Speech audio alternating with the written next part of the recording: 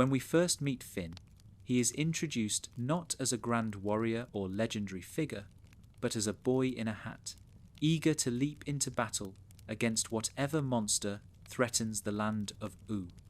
His archetypal role is immediately clear. Finn is the hero. Yet, unlike the classic heroes of mythology, Finn's journey is not one of effortless triumphs and glorious victories. Instead, his arc embodies a far more human version of the hero's journey. Flawed, awkward, often uncertain, and deeply shaped by his relationships. To understand Finn as the archetype of the hero is to explore both how Adventure Time draws from mythic traditions and how it subverts them, turning the boy with a sword into something far more complex than a standard adventurer. The traditional hero's journey, popularized by Joseph Campbell, follows a familiar structure. The hero leaves the ordinary world, faces trials, meets mentors and allies, confronts ultimate challenges, and eventually returns transformed. Finn's life is certainly marked by quests and battles, but his story resists simplicity. He does not slay monsters simply to prove himself. Rather, his adventures are shaped by the lessons he learns, the friendships he values, and the mistakes he makes. This deviation from tradition reflects the philosophy of Adventure Time itself, that growing up and being a hero are not about clear victories, but about navigating the confusing terrain of life. Finn begins as the most straightforward version of the hero archetype. He is pure-hearted, eager to protect those around him, and driven by a sense of justice. In his early adventures, he charges into danger without hesitation, confident that the sword in his hand and his own courage are enough to solve any problem.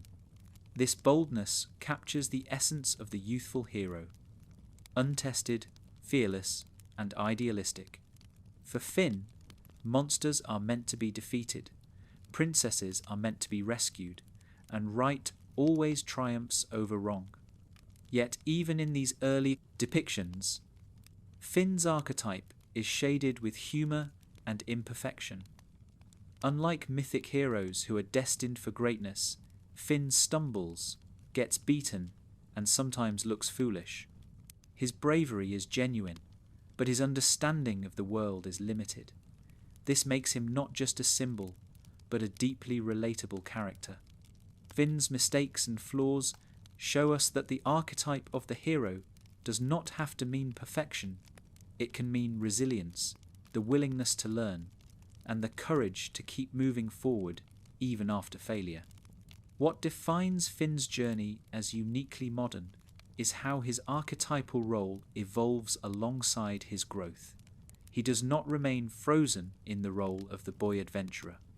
Instead, he matures into a young man who questions his purpose, wrestles with identity, and learns to accept the complexity of others.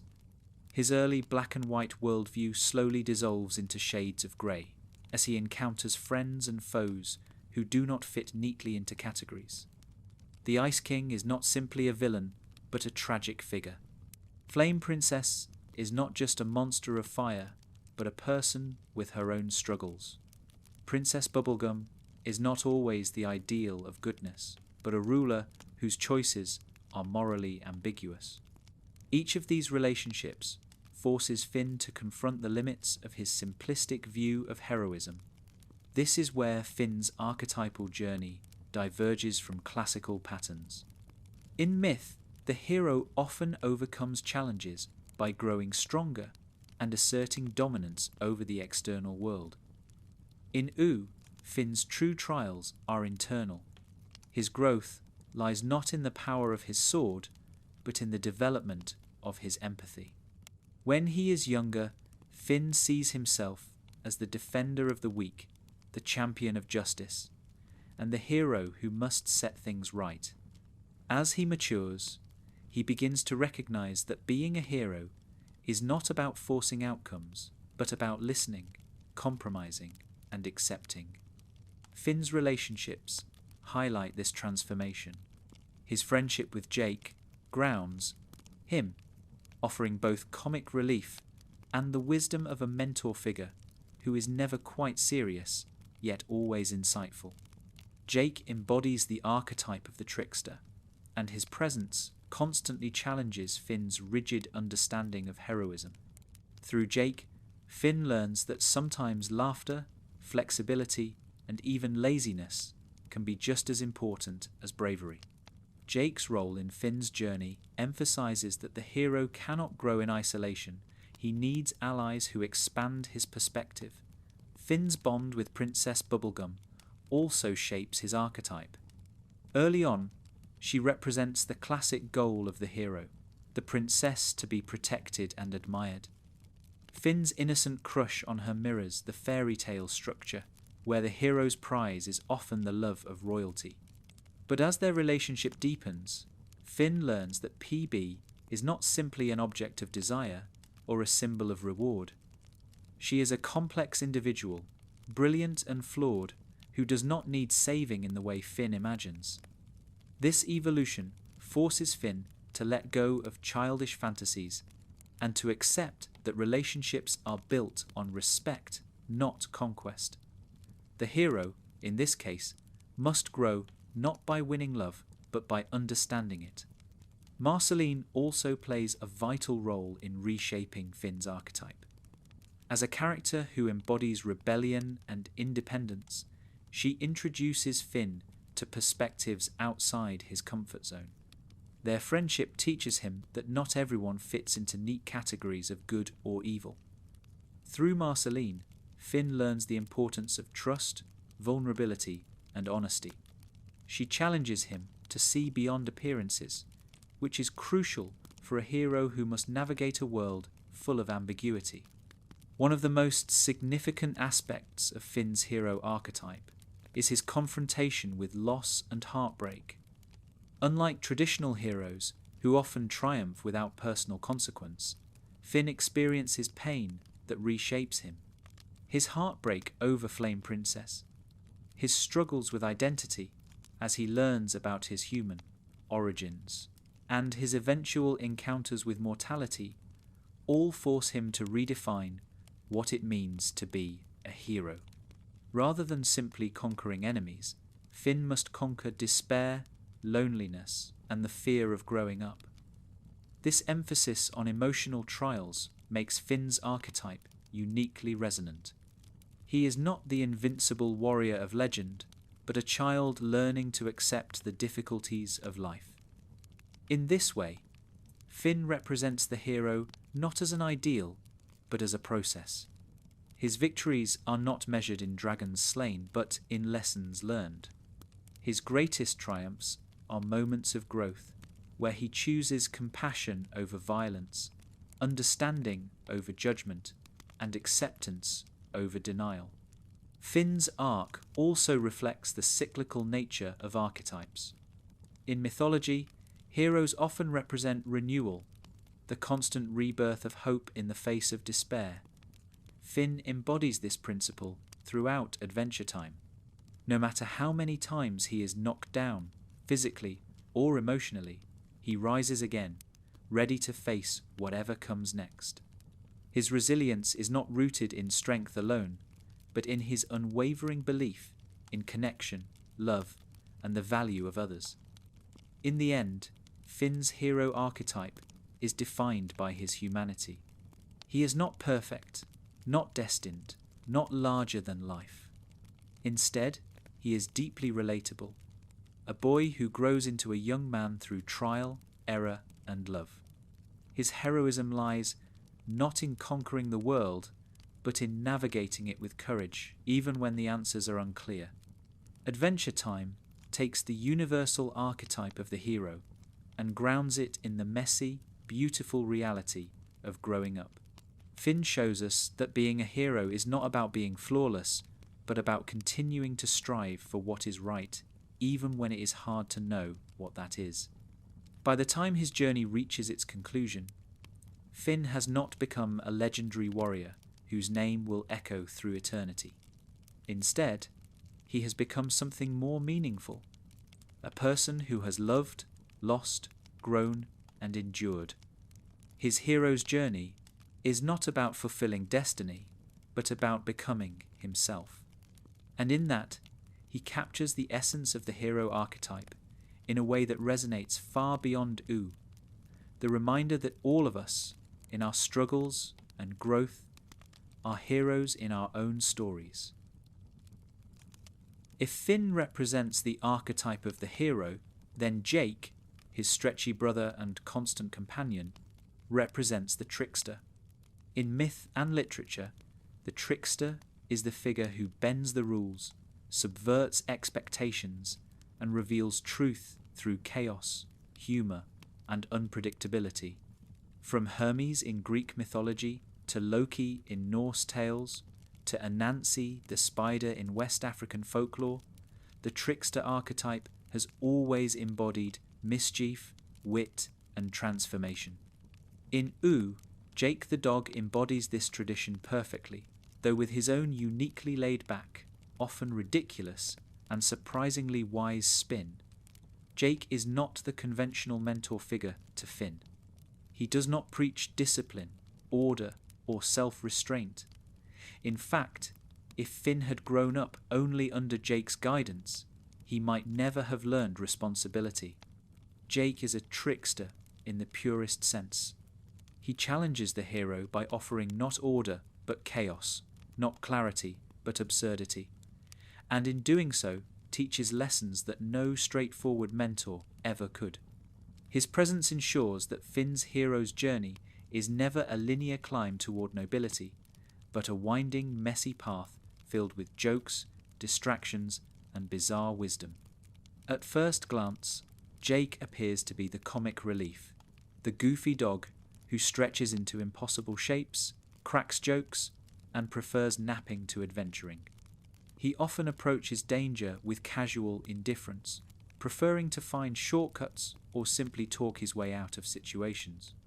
This laziness and irreverence are central to his archetype. The trickster refuses to take the world too seriously. Where Finn charges into battles with righteous fury, Jake suggests chilling out, playing music, or improvising a silly plan.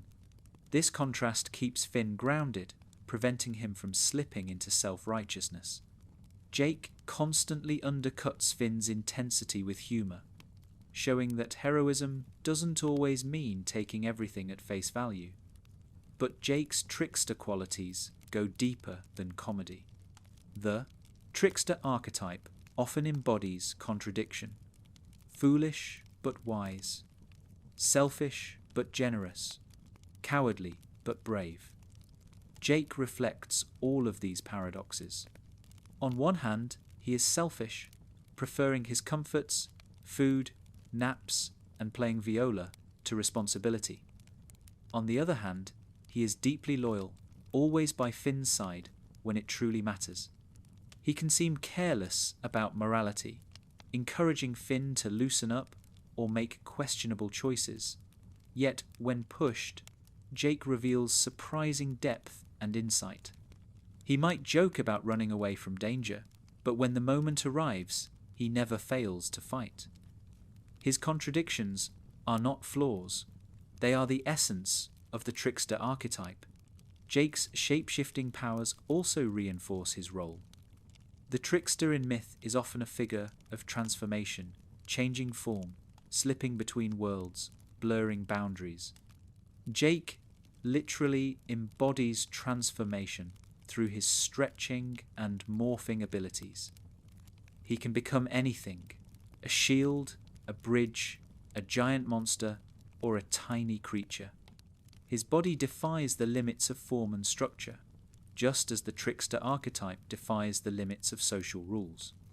This physical flexibility mirrors his philosophical flexibility. Jake rarely clings to rigid rules, preferring instead to adapt, shift, and improvise. He flows with life, and in doing so, models an alternative kind of wisdom. Jake's lessons to Finn are often hidden within his foolishness. He teaches Finn not by laying out principles, but by offering bizarre anecdotes or casual remarks that carry unexpected depth. For example, Jake often tells stories about his past adventures that seem absurd on the surface, involving croak dreams, cosmic beings, or ridiculous personal choices, but within them lie nuggets of truth. He is a teacher who hides wisdom in nonsense. This reflects the archetypal trickster's role, to reveal hidden truths through disguise, parody, or misdirection.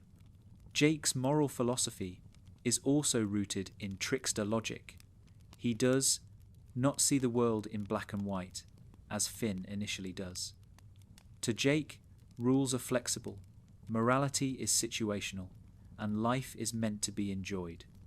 This perspective challenges Finn's rigid heroism, forcing him to see the world in more nuanced ways. When Finn insists on charging into danger or acting out of duty, Jake questions whether it is worth the trouble. Sometimes, Jake is wrong. His laziness or avoidance leads to problems. But sometimes, his perspective saves them, reminding Finn that heroism should not mean burning oneself out or taking everything too seriously. Through this balance, Jake shapes Finn's development, ensuring that the hero learns flexibility and perspective. Yet the trickster archetype is not only about humour and chaos, it also carries darker undertones. Tricksters are often connected to transgression, danger, and the shadow side of play. Jake embodies this as well. His casual attitude sometimes masks a lack of accountability. He avoids responsibility, not just because he is lazy, but because he fears the consequences of taking things too seriously. For instance, his reluctance to fully embrace fatherhood at first reflects this avoidance. Unlike Finn, who longs for purpose, Jake is wary of obligations that might pin him down. His trickster nature resists structure, whether it is the duty of raising kids, the burden of leadership, or the expectation of constant seriousness. But what makes Jake remarkable is how he ultimately reconciles his trickster role with his love for family. Over time, Jake accepts fatherhood, partnership with Lady Rainicorn, and the responsibilities that come with them. His journey does not erase his trickster qualities, but balances them. He remains playful, irreverent, and chaotic, but he learns to channel these traits into love and loyalty. In this way, Jake shows that the trickster archetype can grow without losing its essence. He becomes the example that humour, flexibility, and mischief can coexist with care and commitment. Jake's connection to cosmic forces also highlights his archetype. Tricksters often serve as bridges between the mundane and the divine, moving easily between worlds that others find impossible to navigate. Jake demonstrates this in his encounters with dream realms, alternate dimensions, and cosmic truths. He is strangely at ease with forces that terrify others, often shrugging off cosmic revelations with a casual, that's life. This indifference is not ignorance, but acceptance. He understands, in his own odd way, that existence is vast and unknowable. Where others panic in the face of ultimate questions, Jake stretches, jokes, and accepts. His trickster philosophy equips him to face the incomprehensible with calm. Another aspect of Jake's archetype is his role as a foil. The trickster often functions not as the central figure, but as the one who disrupts the hero's path. Jake constantly does this to Finn. If Finn wants to charge into a fight, Jake suggests an easier way. If Finn gets caught up in heartbreak, Jake advises letting go. Sometimes Jake's advice seems careless, but often it is exactly what Finn needs to hear. Jake's role is not to guide Finn toward perfection, but to destabilize him just enough to prevent rigidity. By challenging Finn's assumptions, Jake ensures that the hero's journey remains dynamic. Jake's humour also serves a mythic purpose. The trickster uses laughter to deflate ego and pretension. Finn, as the hero, often risks becoming self-serious, carrying the weight of the world on his shoulders. Jake punctures this weight with absurdity. Whether through silly songs, bizarre stories, or strange logic, Jake reminds Finn and the audience that joy is as essential to survival as bravery. This humour is not shallow, it is deeply archetypal. It reminds us that the sacred and the ridiculous are often intertwined, and that wisdom sometimes hides behind nonsense. Despite his joking nature, Jake is also capable of profound loyalty and courage. When the stakes are highest, Jake never abandons Finn. This is another paradox of the Trickster. Though often unreliable, he proves utterly reliable in the moments that matter most. His loyalty is not born of duty, but of love. He will tease Finn, confuse him, and challenge him, but he will never leave him. This reveals the Trickster's ultimate role, not just to disrupt, but to support in ways that defy conventional logic. In the end, Jake's archetype reflects a philosophy of balance. The hero's journey cannot exist without the Trickster's disruption. Finn's seriousness requires Jake's humour. Finn's rigidity requires Jake's flexibility. Together, they embody the dance of order and chaos, discipline and play, structure and freedom. Jake does not diminish Finn's heroism, he completes it.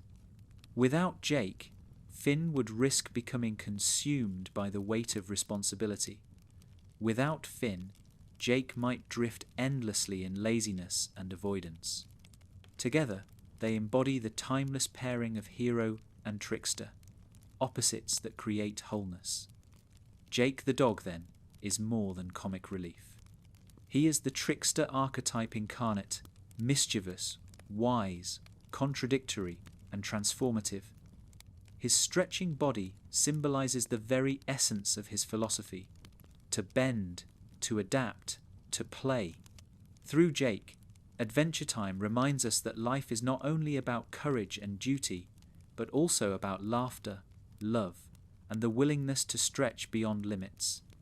His legacy as the Trickster ensures that OO is not a world of rigid archetypes, but one where chaos and wisdom dance together.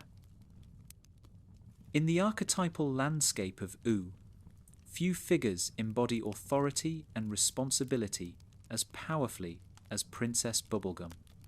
She is not only the sovereign of the Candy Kingdom, but also the embodiment of the ruler archetype. This archetype, drawn from myth, folklore, and psychology, represents order, structure, and the weight of leadership. The ruler carries the promise of stability, but also the danger of tyranny. They are protectors and builders, yet their authority can slip into control and domination if unchecked. Princess Bubblegum encapsulates this duality perfectly. She is brilliant, commanding, and fiercely protective, but her reign is also marked by secrecy, manipulation, and an uneasy balance between compassion and control. From the very beginning, Princess Bubblegum is framed as the centre of OO's political and social stability. She rules the Candy Kingdom, a society that depends almost entirely on her intelligence, leadership, and scientific innovation.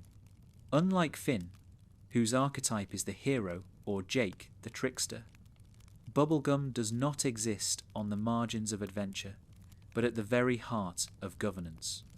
Her presence reflects the archetypal ruler's purpose: to create order in a world threatened by chaos.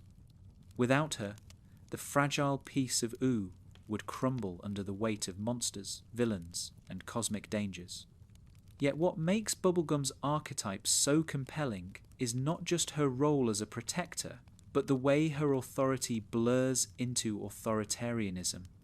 She is not a simple, benevolent monarch. Instead, she often takes on the traits of the flawed ruler, the one whose need for control leads to secrecy, surveillance, and morally ambiguous decisions. This duality reflects the essence of the ruler archetype. The The same qualities that protect a people can also endanger their freedom. Bubblegum's brilliance as a scientist reinforces her archetype. She does not merely govern with charisma or tradition, but with the power of knowledge. She designs weapons, constructs defenses, and even creates life itself through her experiments. Her genius gives her unmatched authority, positioning her not only as a queen, but as a creator. In myth, rulers are often tied to divine knowledge, wisdom, or even demiurgic powers, the ability to shape the world. Bubblegum's laboratory and her inventions serve as her throne room and crown. Her authority is not inherited, but built on intellect, innovation, and mastery of science. This scientific foundation of her power also exposes the darker side of her archetype. Bubblegum often treats her citizens less like individuals and more like extensions of her experiments or tools within her kingdom. Though she genuinely loves her people, her perspective as their creator leads her to blur the line between ruler and god. She does not merely lead her subjects, she constructed many of them. This complicates her relationship with them. In her mind, they are simultaneously her family, her responsibility, and her creations. This godlike aspect deepens her archetypal role, making her both protector and manipulator. Her interactions with other major characters also reflect her ruler archetype.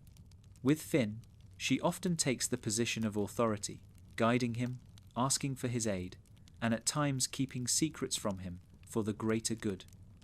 Finn's heroism frequently collides with her pragmatism. Where Finn might seek justice or emotional truth, Bubblegum prioritizes stability and security.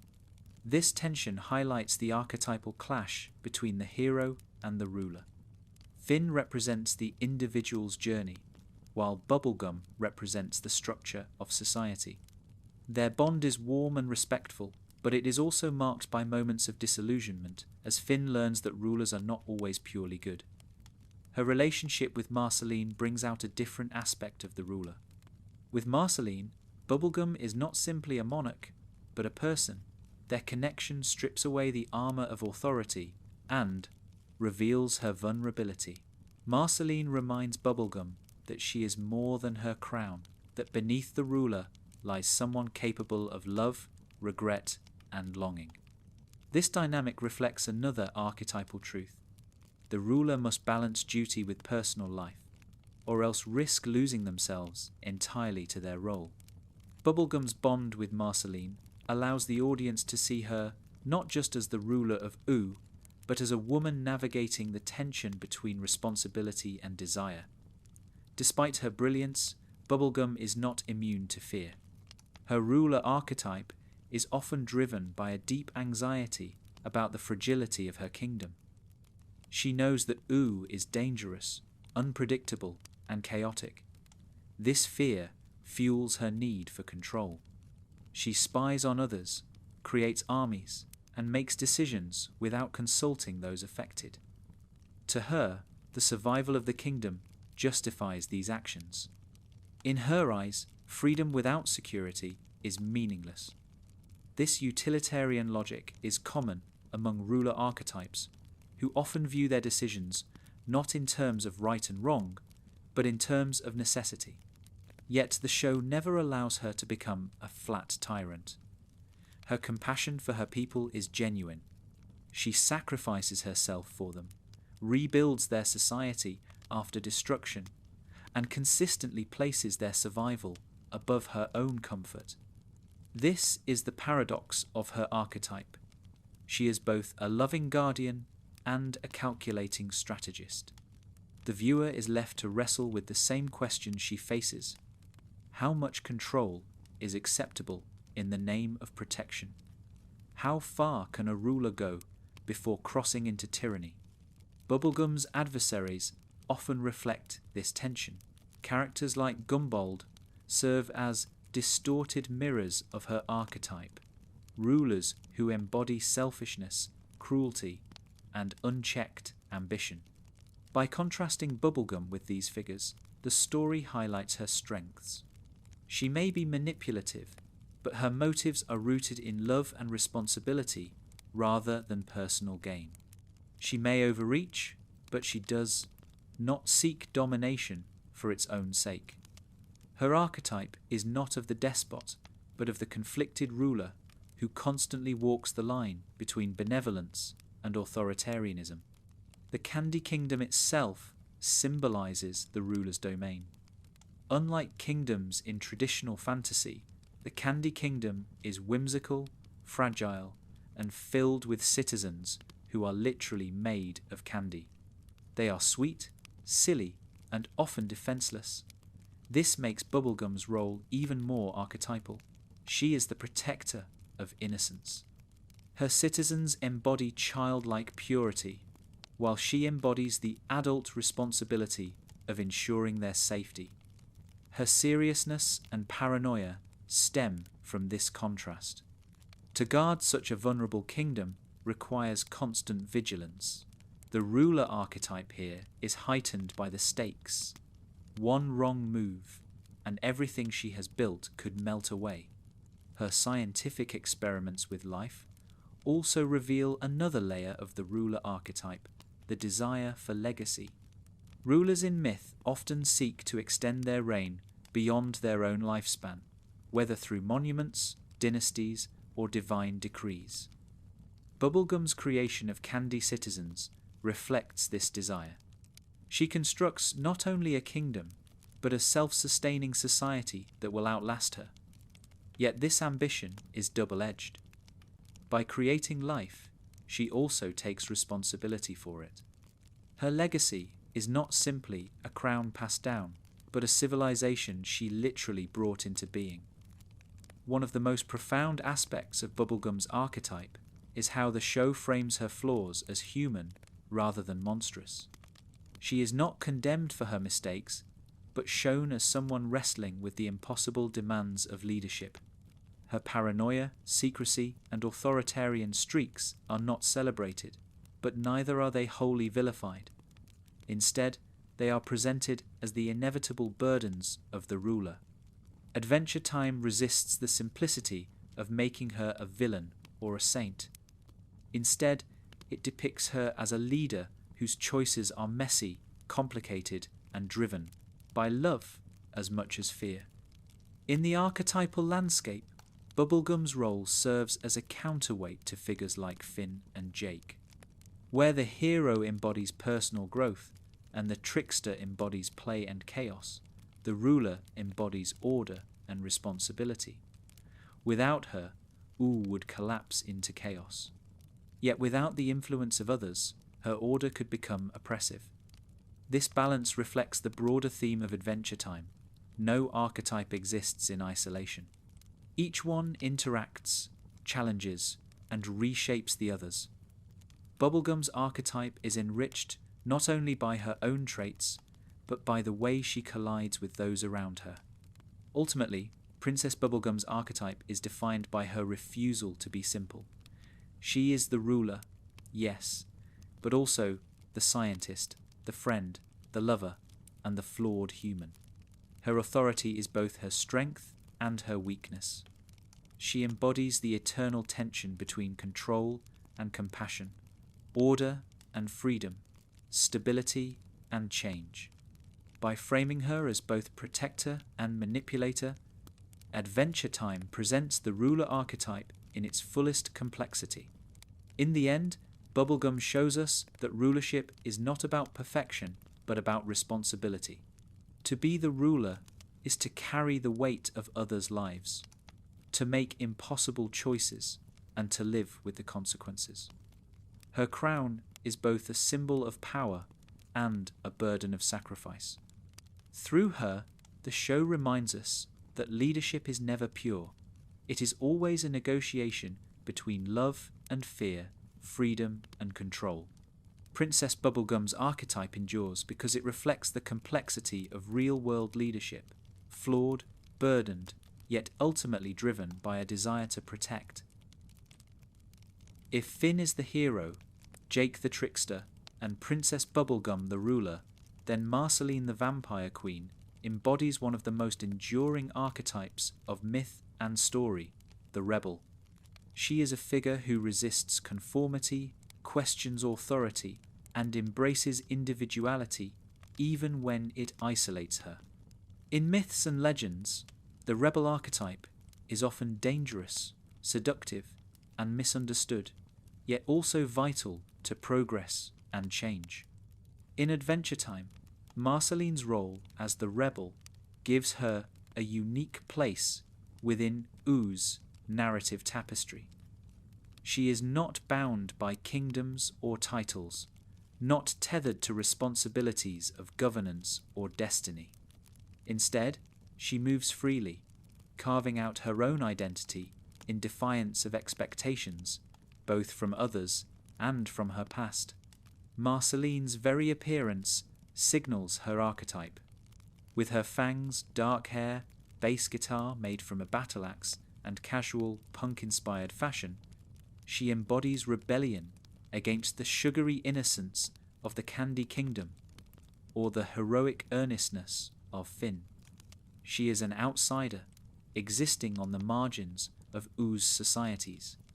While PB rules a kingdom and Finn protects the land, Marceline floats above it all, often literally in her house in the sky. Her independence is both her greatest strength and her greatest source of loneliness.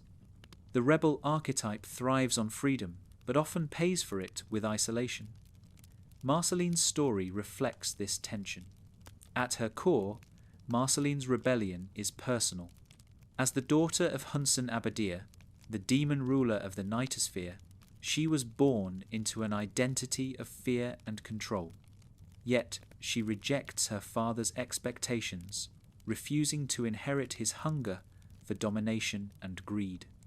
Instead, she carves her own path, one defined by creativity, self-expression, and relationships built on choice rather than obligation. This rejection of her father's archetype, the Shadow, cements her own as the rebel. She is not defined by the lineage of darkness, but by her refusal to let it dictate her life. Marceline's relationship with music is central to her archetype. The rebel often expresses truth through art, challenging the established order not by violence, but by voice. Marceline's songs are raw, emotional, and deeply personal. They reveal her pain, her longing, and her refusal to conform. Music becomes her rebellion against silence, against conformity, against the expectation that she should hide her feelings. In a world where others cling to authority, heroism, or scientific control, Marceline sings. Her songs are acts of defiance, refusing to let her identity be defined by others. Her interactions with Princess Bubblegum highlights the rebel's archetypal tension with the ruler. Bubblegum represents order, control, and the burden of leadership, while Marceline represents freedom, expression, and refusal to conform. Their relationship is both affectionate and contentious, reflecting the classic clash between authority and rebellion. Yet their bond also reveals how these archetypes need each other. Bubblegum reminds Marceline that rebellion without connection risks becoming isolation, while Marceline reminds Bubblegum that control without freedom risks becoming tyranny. Together, they embody the tension between order and freedom that defines much of Oo's narrative. Marceline's friendship with Finn also reinforces her role. To Finn, Marceline is both a mentor and a challenge. She shows him that not everything is about duty or heroism. Sometimes it is about living authentically. At the same time, she pushes him to confront his fears and insecurities, often teasing him, but ultimately helping him grow. Finn admires her independence, even when he cannot fully understand it. Through Finn's eyes, the audience sees Marceline as both intimidating and inspiring, the older, cooler figure who breaks rules but never loses her sense of self. Her rebellious nature is also reflected in her relationship with the other vampires, when she takes on the mantle of Vampire Queen. It is not out of desire for power, but out of necessity. Even in leadership, Marceline resists authority. She defeats the vampires not to rule them but to free herself from their domination. In this way, her rebellion is not anarchic but liberating. She seeks freedom not only for herself but for others who are trapped by cycles of violence and control. This connects her to another layer of the rebel archetype, the liberator, the one who challenges oppressive systems. But rebellion is not without cost. Marceline's independence often leaves her isolated. Her immortality separates her from others, as she outlives friends and witnesses the passage of ages. This loneliness is the shadow side of the rebel archetype. Freedom gained at the expense of belonging. Marceline's songs often reflect this sadness. Beneath her tough, confident exterior lies a deep yearning for connection. Her friendship with Finn, her love for Bubblegum, and even her complicated relationship with her father reveal that the rebel does not reject love, she craves it, but on her own terms. Marceline's vampire nature also deepens her archetype. Vampires in myth are often rebels against the natural order, creatures that defy life and death, existing on the margins of humanity. Marceline embodies this defiance, but reshapes it into something creative rather than destructive. Unlike traditional vampires who prey on humans, Marceline chooses to feed only on the colour red, a playful subversion of the trope. In doing so, she redefines what it means to be a vampire, just as she redefines what it means to be herself. Her rebellion is not only against authority, but against archetypes themselves, twisting expectations into something uniquely her own. Her role as a rebel is not about destruction for its own sake, but about authenticity. Marceline refuses to be what others expect of her. She will not be the demonic heir of Hunson Abadeer. She will not be a villain for the sake of fear.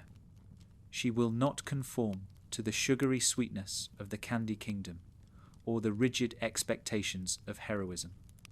Instead, she lives as herself, messy, flawed, creative, and free. This is the heart of the rebel archetype, the courage to embrace identity even when it defies norms.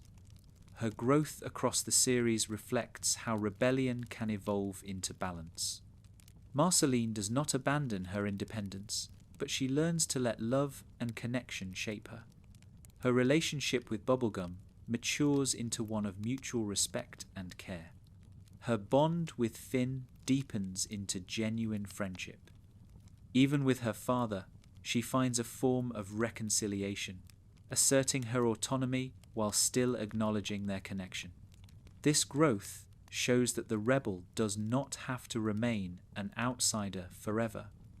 Rebellion can lead to integration, where individuality and community coexist. Marceline's archetype also carries symbolic resonance. She embodies the liminal space between worlds, human and demon, mortal and immortal, insider and outsider. Rebels often occupy these in-between spaces, refusing to be defined by one identity. Marceline's hybridity is not a weakness, but a source of strength. She navigates multiple identities without letting any one of them control her. In this way, she represents the fluidity of identity itself. In the grand tapestry of Oo, Marceline is essential because she keeps the world honest. The hero seeks justice, the ruler seeks order, the trickster seeks play, but the rebel demands authenticity. She refuses to let the structures of society, the expectations of others, or the weight of history dictate her path. Through her, Adventure Time reminds us that rebellion is not about chaos, but about the courage to be true to oneself.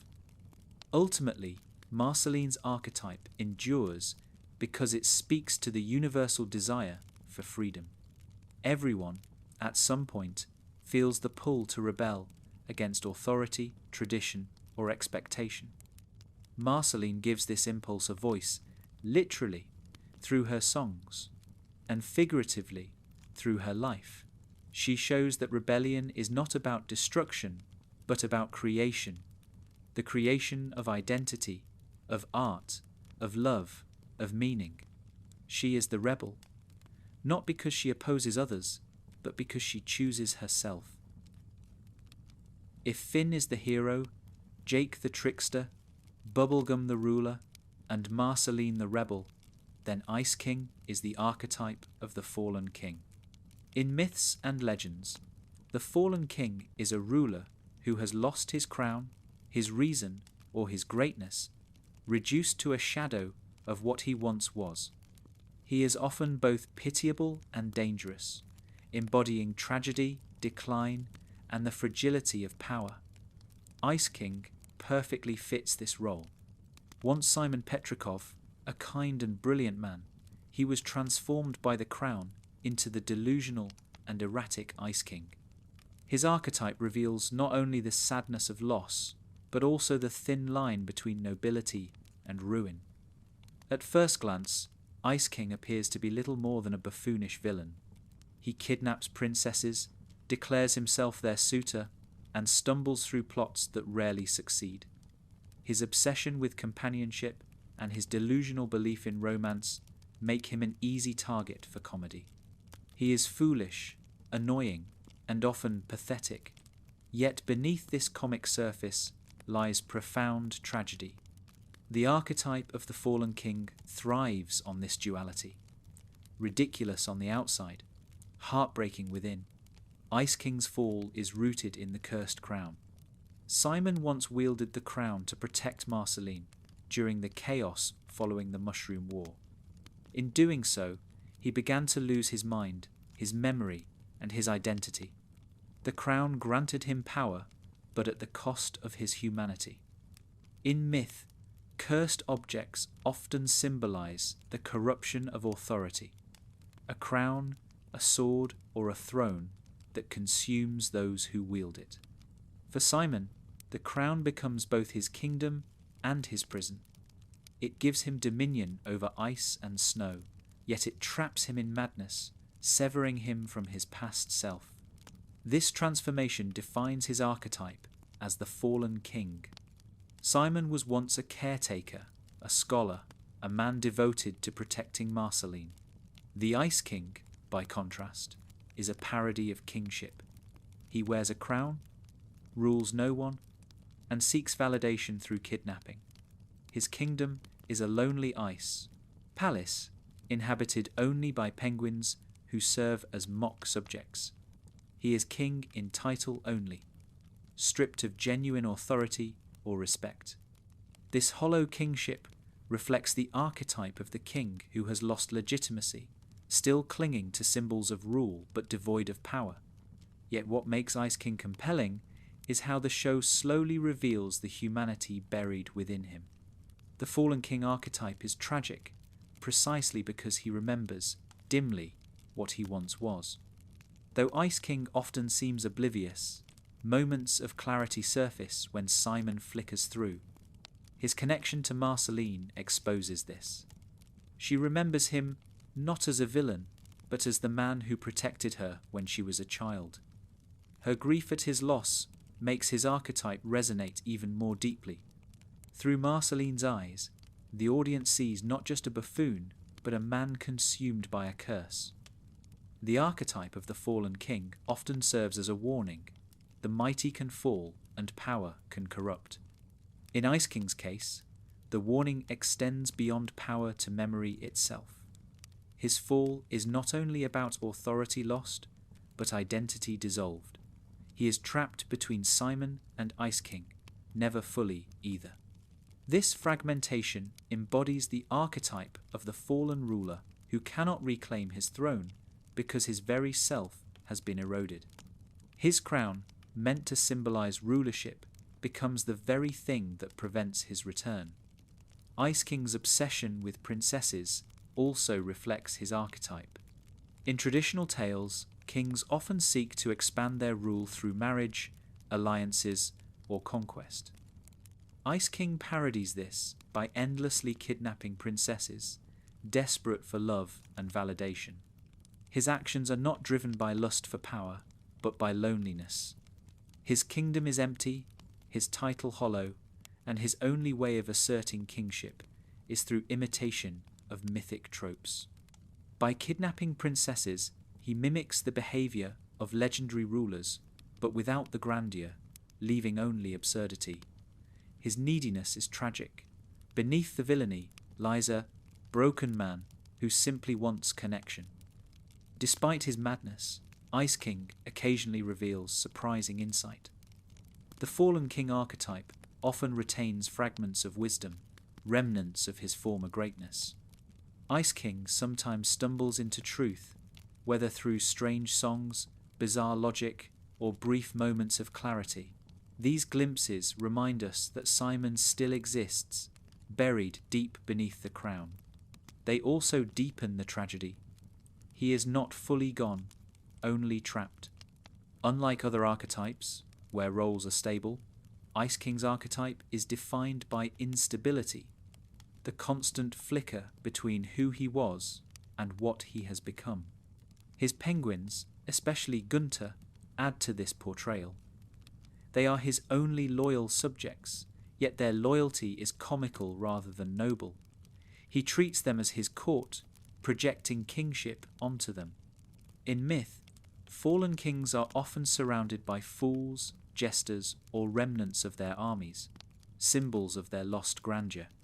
Ice King's penguins serve the same function, reinforcing the hollowness of his rule. His palace, vast and empty, becomes a monument to what he has lost, a kingdom of ice, cold, and silence, where companionship is only an illusion. Yet Ice King is not only defined by tragedy, he is also central to the humour of Adventure Time. The fallen king archetype often invites mockery as much as pity. He is ridiculous, precisely because he once symbolised greatness. Ice King's absurd behaviour, his terrible songs, his awkward social skills, his melodramatic outbursts, make him a constant source of comedy. This humour does not erase his tragedy, but sharpens it. The more we laugh at his antics, the more devastating it becomes when we glimpse Simon beneath the madness.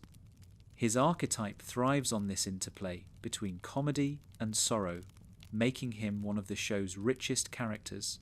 The arc of Ice King also raises deeper questions about identity, memory, and love. If Simon is gone, what does it mean to love Ice King? Marceline's loyalty suggests that love can persist even when identity fragments. She remembers Simon, and through her, we too remember. This dynamic transforms the fallen king archetype from mere tragedy into something redemptive. Even in his madness, Ice King remains loved. He may have lost his crown's meaning, but he has not lost the connections that once defined him. The archetype of the fallen king often concludes with death or despair, but Ice King's story offers a different resolution. In the end, Simon is restored, freed from the crown's curse. This resolution transforms the archetype. The fallen king rises again. Rarely in myth does the fallen ruler reclaim himself. Yet in U, Simon returns, not to a throne or kingdom, but to his humanity. This conclusion suggests that even in the deepest loss, restoration is possible. The archetype is not broken, but reshaped, showing that redemption can follow ruin. Ice King's legacy in U is profound. He is not remembered as a great ruler, nor as a terrifying villain, but as a tragic figure who embodied the cost of sacrifice. His fall reveals the fragility of identity, the danger of unchecked power, and the persistence of love. He is both ridiculous and heartbreaking, a parody of kingship and a meditation on loss. Through him, Adventure Time demonstrates that archetypes are not static but living, evolving patterns. The fallen king need not remain fallen forever. In the end, Ice King reminds us that authority, identity, and sanity are fragile. The crown that grants power can also destroy. The title of king can become an empty shell. Yet even in madness, humanity endures. Beneath the crown, beneath the ice, Simon waits. His archetype resonates because it mirrors the human condition, the fear of losing oneself, the longing for connection, and the hope that redemption is possible. Ice King is the fallen king, but he is also the reminder that even in falling, one can rise again.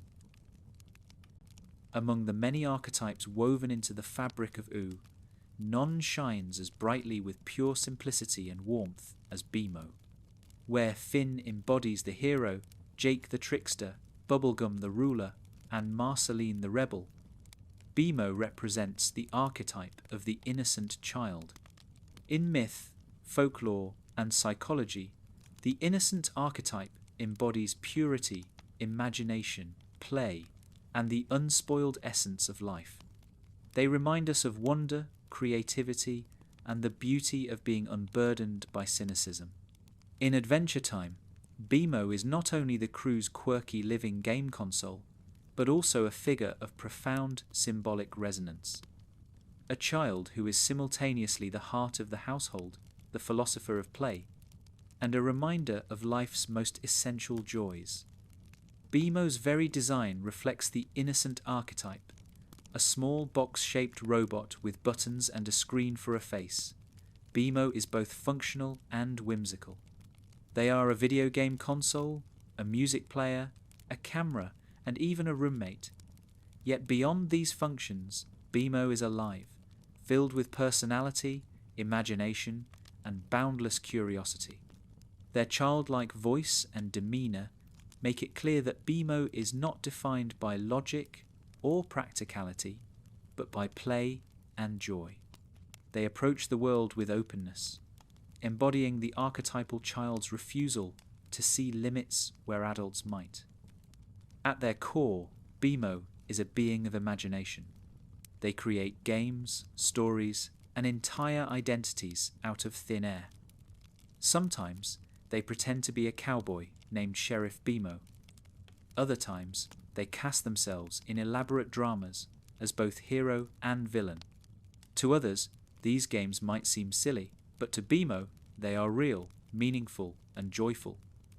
This reflects the archetypal innocence gift, the ability to make the mundane magical. Where others see chores, BMO sees adventures. Where others see solitude, BMO invents companions. Their imagination transforms the world around them, revealing that innocence is not ignorance, but the ability to create joy where none seems to exist. BMO's innocence is also moral. Unlike many characters in OO, who wrestle with heavy burdens, heroism, rulership, rebellion, corruption, BMO rarely acts from ambition, fear, or selfishness. Instead, they act from curiosity, kindness, and play. This does not mean BMO is naive. On the contrary, they often reveal surprising wisdom hidden beneath their childlike demeanour. Yet their wisdom is not the calculated insight of PB or the mischievous paradoxes of Jake. It is the simple, profound truth that comes from seeing the world without the filters of cynicism. When BMO says something, it is often funny, strange, and yet deeply meaningful. Their wisdom emerges not in lectures, but in innocent observations that cut to the heart of things. The innocent archetype is often associated with purity, but BMO's version of innocence is not about perfection. They can be mischievous, petty, or stubborn. But even in these moments, their core remains playful. Unlike the Trickster, whose chaos disrupts, BMO's mischief comes from playfulness, not malice. They are a reminder that mistakes and silliness are part of growth, not signs of corruption. In this sense, BMO embodies the archetype of the child in its fullest form: joyful, flawed, curious, and imaginative. BMO's relationship with Finn and Jake highlights their role as the innocent. To Finn, who grows from boyhood into young adulthood, BMO represents the childlike spirit he risks losing. While Finn wrestles with heartbreak, identity, and maturity, BMO remains a constant reminder that play and imagination are not things to be abandoned, but treasured. To Jake, BMO is a companion in laziness and fun, someone who indulges his trickster spirit while also grounding it in innocence rather than irresponsibility. Together, the three form a household that balances archetypes: the hero, the trickster, and the child. Without BMO, their home would lack the heart and humour that keeps them connected. BMO's innocence also plays a vital role in grounding darker narratives. In a world full of wars, curses, and cosmic horrors, BMO's perspective offers lightness. They remind others that life is not only about struggle, but about joy. This does not mean BMO ignores pain. Rather, they process it differently. When faced with sadness or loneliness, BMO often turns to imagination. Their way of coping is through creation, stories, and games. This reflects the innocent archetype's resilience, their ability to endure by reframing life as something playful. A striking element of BMO's archetype is their relationship with identity.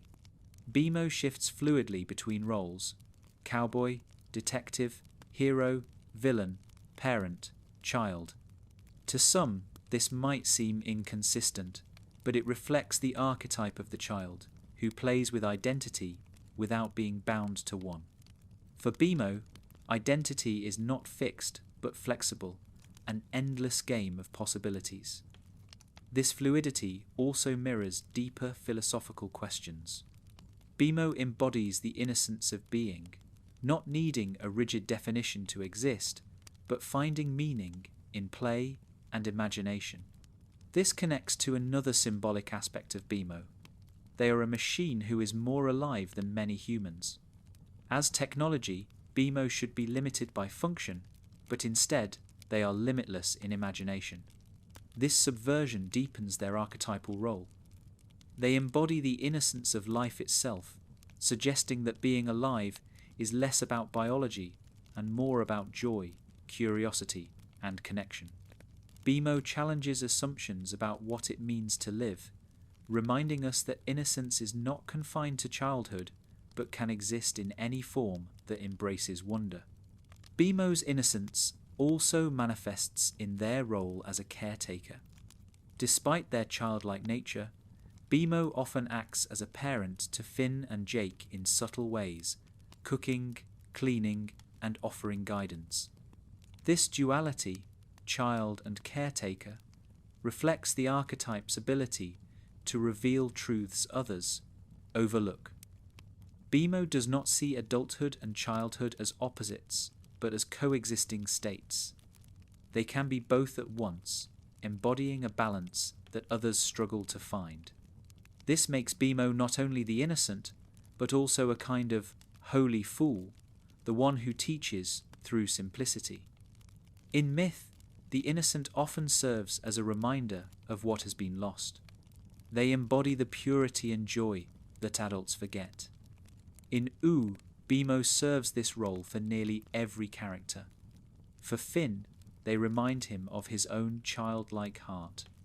For Jake, they reflect the joy of play without consequence. For PB, they represent a perspective unburdened by paranoia or responsibility. Even for Marceline, BMO's innocence provides a counterbalance to her rebellious independence.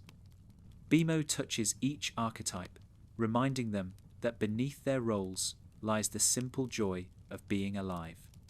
Yet innocence is not invulnerability. BMO faces loneliness, self-doubt, and the occasional cruelty of others who dismiss them as just a machine. These moments reveal the fragility of the innocent archetype. Innocence is powerful, but it can be hurt, mocked, or dismissed. However, BMO's resilience lies in their refusal to abandon their joy. No matter how others treat them, they return to play, imagination, and kindness. This persistence is what makes innocence so enduring. It survives not by denying pain, but by transforming it into creativity. In BMO's stories, we often see them inventing entire worlds, characters, and dramas. These stories may seem strange or disconnected from the larger plot, but they are deeply archetypal. They show how the innocent shapes reality through imagination. Where others seek to control or conquer, BMO simply plays. In doing so, they create meaning.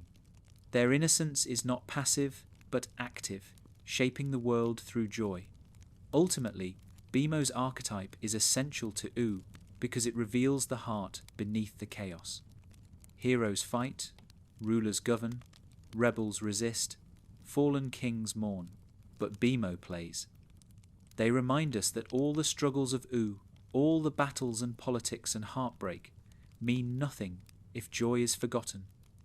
Innocence is not weakness, but strength, the foundation of hope. BMO's laughter, games, and imagination ensure that OO is not only a land of survival, but a land of wonder.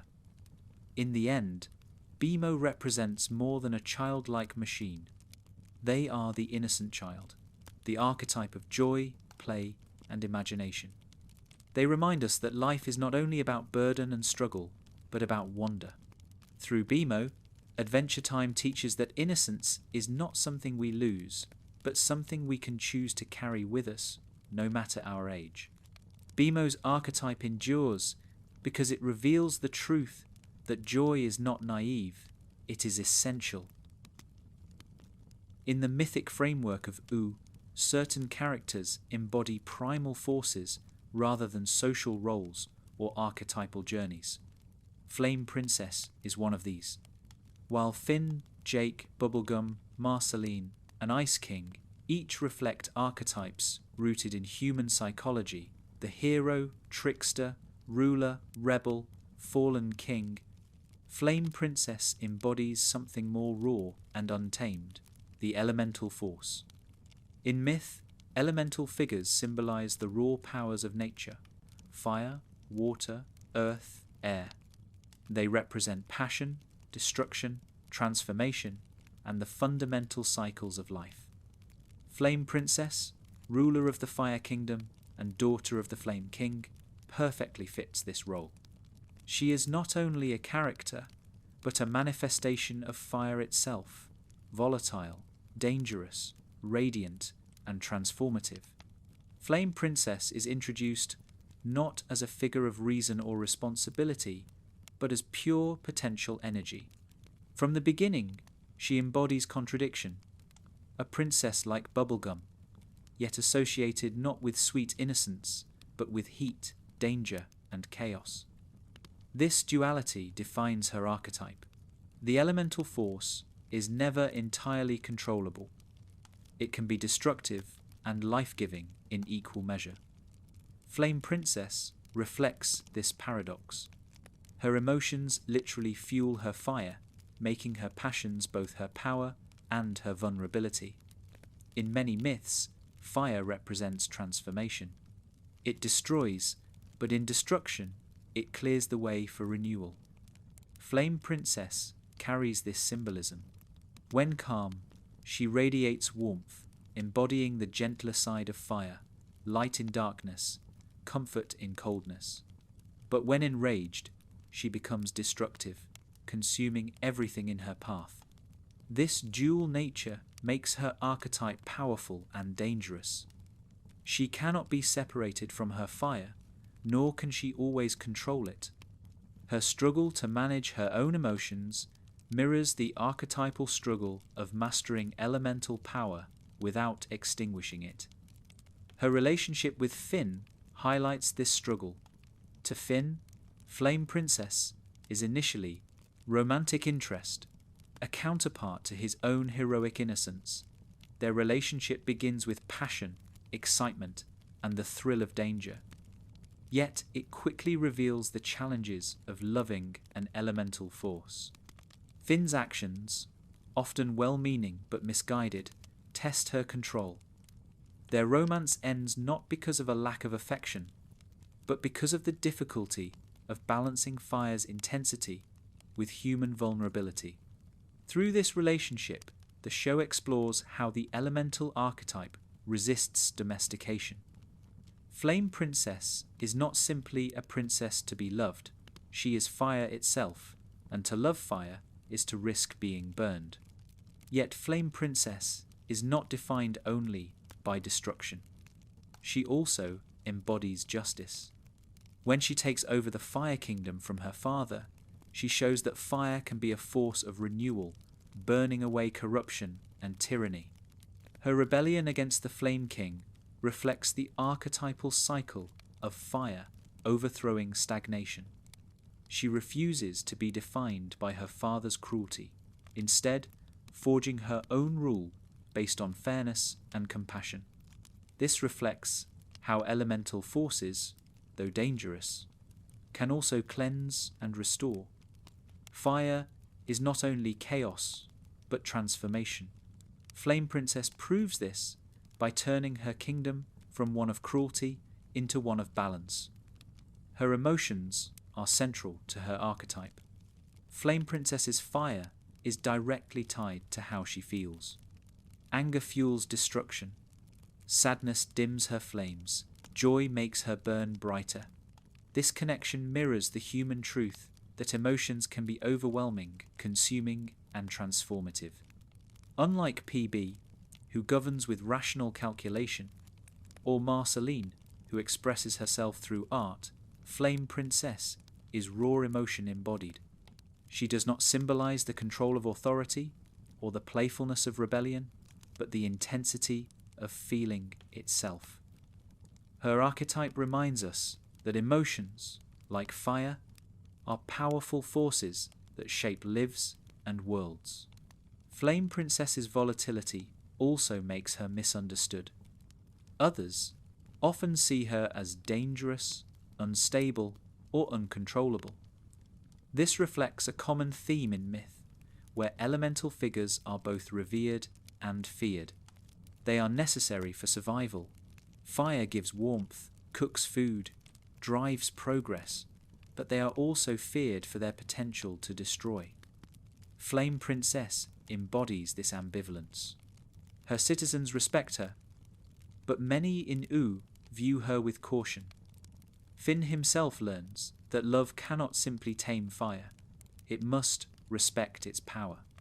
Her archetype demands recognition of the duality of fire. It cannot be owned, only understood. The elemental force archetype is also tied to cycles of destruction and renewal. Flame Princess's story reflects this. Her anger often leads to destruction of relationships, of battles, of kingdoms. Yet each destructive act clears the way for growth. Her breakup with Finn, though painful, allows both of them to grow into more mature individuals. Her overthrow of her father destroys his tyranny, but gives rise to a fairer rule. Each flame she unleashes transforms the world around her.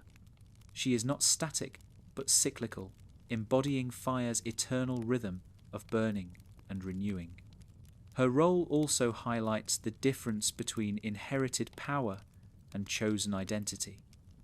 As the daughter of the Flame King, she inherits her fire, her throne, and her reputation.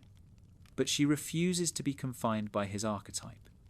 Instead of perpetuating destruction for its own sake, she redefines fire as something that can be just and purposeful. This choice reveals the transformative potential of the elemental force. Though it cannot be extinguished, it can be directed. Flame Princess shows that even primal forces can evolve when guided by compassion. Flame Princess's symbolism extends beyond fire itself. She represents the archetypal energy of passion, not only romantic passion, but passion for life, justice, and selfhood. She is a reminder that passion is both inspiring and dangerous. Without it, life grows cold. With too much of it, life can be consumed. This balance defines her journey. She learns not to suppress her fire, but to channel it. This reflects a universal truth. Emotions are not meant to be destroyed, but understood. Flame Princess teaches that passion is not weakness, but strength, so long as it is embraced with wisdom. Her presence in OO also disrupts archetypal balance.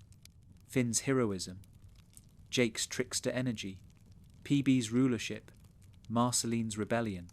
All of these archetypes rely on certain structures. Flame Princess destabilizes them because she cannot be easily categorized within social systems. She is not a ruler in the same sense as PB, nor a rebel in the same sense as Marceline. She is fire, raw, and unpredictable. Her archetype reminds the others that beneath kingdoms, laws, and personal journeys, primal forces shape everything. Fire does not ask permission. It burns because it must. Yet Flame Princess is not consumed by her archetype. She grows, learns, and changes. By the end of her arc, she is not simply a volatile elemental, but a balanced ruler who understands both her power and her responsibility. She does not abandon her fire, she learns to live with it. This evolution reflects the mature form of the elemental archetype, not destruction alone, but transformation. She proves that primal forces can coexist with wisdom, that passion can coexist with justice. In the mythic map of OO, Flame Princess is essential because she embodies the truth that life is shaped not only by reason, rules, or rebellion, but by the raw energy of passion. She is fire made flesh, reminding us that to live is to burn, sometimes brightly, sometimes destructively, but always with the potential to transform. Her archetype endures because it is not confined to a single role, but reflects one of the oldest truths of existence. Fire consumes, but in consuming, it makes way for new life. In the mythic tapestry of OO, every archetype fills a role. The hero, the trickster, the ruler, the rebel, the fallen king, the innocent, the elemental. Lady Rainicorn, however, embodies one of the quietest and most subtle archetypes, the bridge. She is not always in the spotlight, nor does she dominate battles or command kingdoms, but her very presence carries symbolic weight. In myth, the bridge archetype represents connection, the uniting of opposites, the linking of worlds, the reconciliation of difference. Lady Rainicorn, with her rainbow body stretching across space, is the living embodiment of this archetype. She connects species, cultures, and histories, binding together what might otherwise remain divided. Lady Rainicorn's introduction sets the tone for her archetype. She speaks Korean, a language few in OO understand. She is visually unlike most other creatures, long, serpentine, rainbow-coloured, and ethereal. On the surface, this would mark her as an outsider. Yet rather than being alienated, she becomes deeply integrated into the lives of those around her. This reveals the essence of the bridge. Difference does not separate, it connects. Her language, her culture, her appearance, all become reminders that diversity enriches connection rather than hindering it. Her bond with Princess Bubblegum reveals one dimension of her archetype. As PB's confidant and friend, Lady Rainicorn connects herself to leadership without seeking power. She exists on the boundary between private life and public responsibility, providing support without dominance. This role highlights the archetype of the bridge, as a figure who stands between neither ruler nor rebel, but the one who links them together. Her loyalty to PB reinforces the theme that connection sustains stability.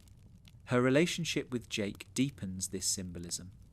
Jake, the trickster, thrives on chaos, play, and avoidance of responsibility.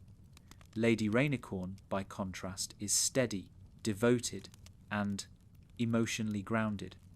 Their partnership reflects the union of opposites, chaos and stability, play and devotion, trickster and bridge. Together, they create balance. Their romance is not the dramatic passion of Finn and Flame Princess, nor the rebellious tension of Marceline and Bubblegum. Instead, it is enduring, resilient, and authentic. Lady Rainicorn does not simply connect Jake to herself, she transforms him, encouraging him to grow into a partner and father.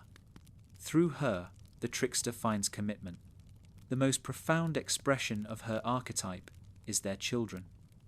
The Rainicorn dog lineage once symbolized war and prejudice, but their offspring embody reconciliation. Their children are literal bridges between two species, proof that love can overcome histories of division. This legacy reflects one of the bridge archetype's most powerful truths, that healing is possible through unity. Where history wrote conflict, Lady Rainicorn and Jake write connection. Their children stand as living symbols of what is possible when love crosses divides. Lady Rainicorn's language plays another symbolic role. For non-Korean speaking viewers, her words are mysterious, inaccessible. For Korean speakers, they are witty, humorous, and full of personality. This duality mirrors the archetypal bridge. She forces others to listen, to wait, to translate. She refuses to abandon her language, embodying pride in her culture and heritage. Yet she still maintains intimacy with those who cannot understand her words, showing that connection does not require perfect comprehension. Love, loyalty, and friendship transcend language. Her bilingual presence is a reminder that understanding difference requires patience but rewards connection. Lady Rainicorn also bridges private life and public duty. She is devoted to Jake and their children, but she is also present in battles, conflicts, and crises. She stands by Bubblegum during wars, joins the fight against cosmic threats, and protects Ooh when needed. Yet she never abandons her family. Her archetype reveals that bridges connect not only cultures, but also personal and collective responsibilities. She is the reminder that love of family and loyalty to community are not opposites, but interconnected roles. Her symbolism as a rainbow is archetypal in itself. Across mythologies, rainbows symbolize hope, promise, and connection between heavens and earth, gods and humans, life and afterlife. Lady Rainicorn embodies this universal motif. She is colour and light stretched across Ooh, a literal bridge who weaves together the fractured world. Her rainbow form is not just aesthetic, but symbolic of variety, blending, and harmony. Where fire consumes and ice isolates, Lady Rainicorn unites. Despite her quiet role, Lady Rainicorn's archetype is powerful precisely because it is understated. She does not seek the spotlight, yet she shapes Ooh in profound ways. Her love softens Jake's chaos. Her loyalty steadies Bubblegum's rule. Her children heal. Old divides. Her rainbow body stretches across difference, embodying the unity at the heart of Adventure Time. In every mythic landscape, there comes a figure who embodies darkness, temptation, and the parts of the psyche we would rather not face. In Ooh, that figure is Hunson Abadeer, the Lord of Evil, father of Marceline, and ruler of the Nightosphere. He is the archetype of the shadow, the darker counterpart to the hero, the trickster, the ruler, and the rebel. In mythology and psychology, particularly in Carl Jung's framework, the shadow represents the hidden, repressed, and destructive elements of the self and society. It is the darkness we project onto others, the hunger for control, greed, and domination. Hunson Abadeer perfectly embodies this archetype, not only as a villain in OO, but also as the shadow Marceline must confront in her journey of identity. From the moment he appears, Hunson radiates menace. His design reflects traditional depictions of demonic figures, towering, sharp, toothed, with dark robes and an aura of overwhelming power. He is the ruler of the Nightosphere, a hellish dimension of chaos and suffering, which itself mirrors the archetype of the unconscious, a realm of repressed fears and desires. Unlike other rulers in OO, who seek stability or protection, Hunson thrives on domination. He consumes souls, wields his authority with cruelty, and views others as resources rather than individuals. His archetype is not about balance or governance, but about pure appetite, the shadow of rulership. Hunson's role as Marceline's father deepens his archetypal significance. In myth, the shadow is often linked to lineage, the father who embodies what the child must reject or reconcile with. For Marceline, Hunson is both a literal parent and the symbolic embodiment of the darkness within her. He represents what she could become if she surrendered to greed and domination. Their relationship forces her to grapple with her identity as his daughter. To embrace herself fully, Marceline must confront and reject his archetype. This mirrors the Jungian idea that growth requires facing the shadow, not denying it. Hunson's power is overwhelming, but it is also hollow. Like many shadow figures, his strength is immense, yet his emotional depth is stunted. He does not understand love, connection, or vulnerability. His interactions with Marceline reveal this. He cares for her in his own way, but his care is filtered through selfishness and misunderstanding.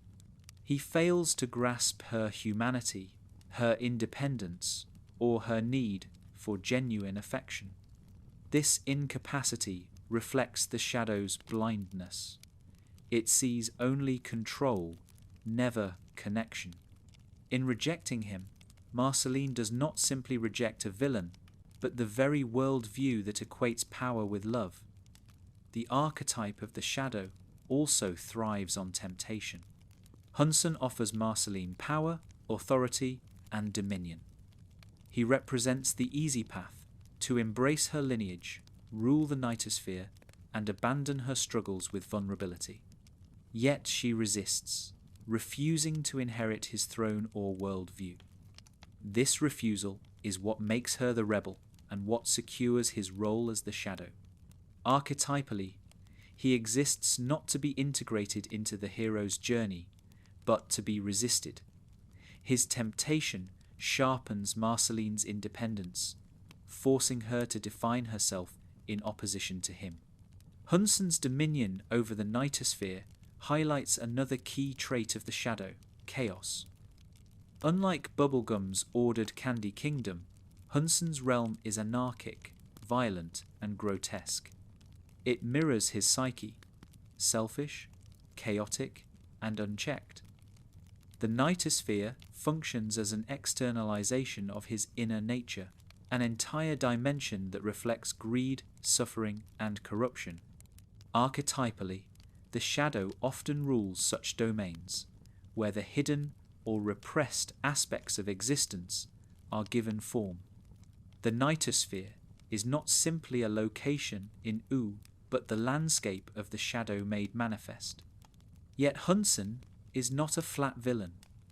Like all powerful archetypes, he carries depth and contradiction. At times, he reveals genuine affection for Marceline, however clumsy. He attends her concerts, attempts to connect with her, and even shows pride in her strength. These glimpses of humanity complicate his archetype. The shadow is never pure evil. It is the distorted reflection of human potential. Hunson's attempts at fatherhood reveal that even within the darkest figures lies a fragment of love. But his inability to express it meaningfully keeps him bound to his archetype. He cannot step beyond his role because he cannot let go of his hunger for control. Hunson's dynamic with other characters reinforces his role as the shadow. To Finn, he is a terrifying force, a villain whose power dwarfs the young hero's abilities. To Jake, he is a threat that even trickery cannot easily evade. To Princess Bubblegum, he is a reminder that rulership can always decay into tyranny if unchecked. Each of these dynamics places Hunson in opposition to the other archetypes. He is the darkness that defines their light. Without him, their roles would lack contrast. The hero needs the shadow to sharpen his courage. The ruler needs the shadow to test her balance of control and compassion. The rebel needs the shadow to define what she is rebelling against. Hunson's archetype also resonates through his hunger.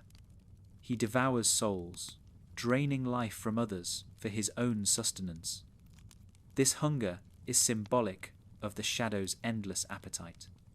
Unlike the hero, who grows through connection, or the innocent, who thrives on imagination, the shadow consumes without giving. It embodies selfishness, greed, and the destructive side of desire. Hunson's consumption reveals the ultimate danger of the shadow. It reduces others to fuel.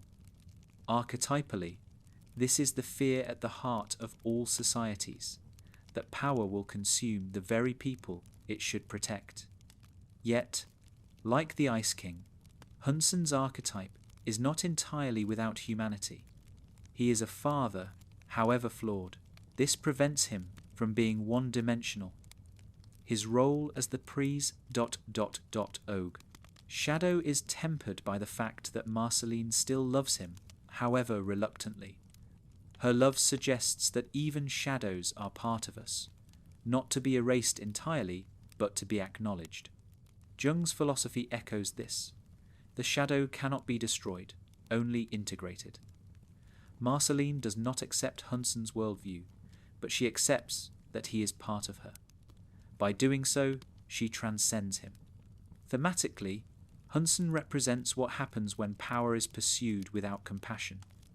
His nightosphere is a realm of unchecked domination, his hunger endless, his empathy absent. In contrast, Marceline shows that rejecting this path leads to authenticity, art, and love. Their relationship mirrors a universal mythological pattern. The child who must reject the father's shadow to claim their own identity. Whether in Greek myths of sons defying tyrant fathers or folk tales of daughters resisting oppressive kings, this archetype recurs across cultures. Marceline and Hunson carry this tradition into U.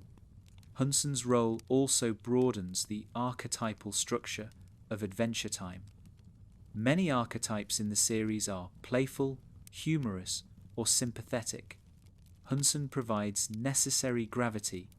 His presence reminds the audience that U, for all its whimsy, is a world shaped by darkness as much as light. Without Hunson, the stakes of rebellion, rulership, and heroism would lack depth. The shadow archetype grounds the story, anchoring it in the universal truth that growth requires facing darkness. In the end, Hunson Abadeer is not remembered as a loving father, a fair ruler, or a redeemed villain. He is remembered as the Lord of Evil, the devourer of souls, the ruler of chaos. But he is also remembered as Marceline's father, the shadow she faced, rejected, and grew beyond. His archetype endures not because of his dominance, but because of his function. He is the darkness that must exist for the light to shine.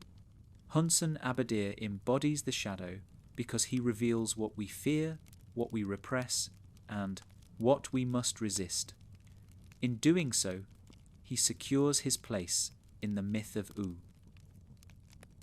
Every mythic cycle needs a character who disrupts, amuses, and exposes the absurdity beneath the serious. In U, that character is Lumpy Space Princess. Among the many archetypes in Adventure Time, the hero, the trickster, the ruler, the rebel, the shadow, Lumpy Space Princess, LSP, fills the role of the fool. In myth and literature, the fool archetype is not merely comic relief. The fool reveals truths others overlook, challenges authority with absurdity, and often says what no one else dares to say. LSP embodies this perfectly, with her self-absorbed dramatics, over-the-top voice, and chaotic energy. While she may seem shallow or ridiculous, her presence in U reveals profound archetypal truths, the necessity of humour, the wisdom of absurdity, and the hidden value of being underestimated. Lumpy Space Princess is, at first glance, comedic parody. Her design is almost childlike, a floating purple cloud covered in lumps, crowned with a small star. Her voice is exaggeratedly teenage, whiny, and melodramatic, delivered in a way that makes nearly every line absurd.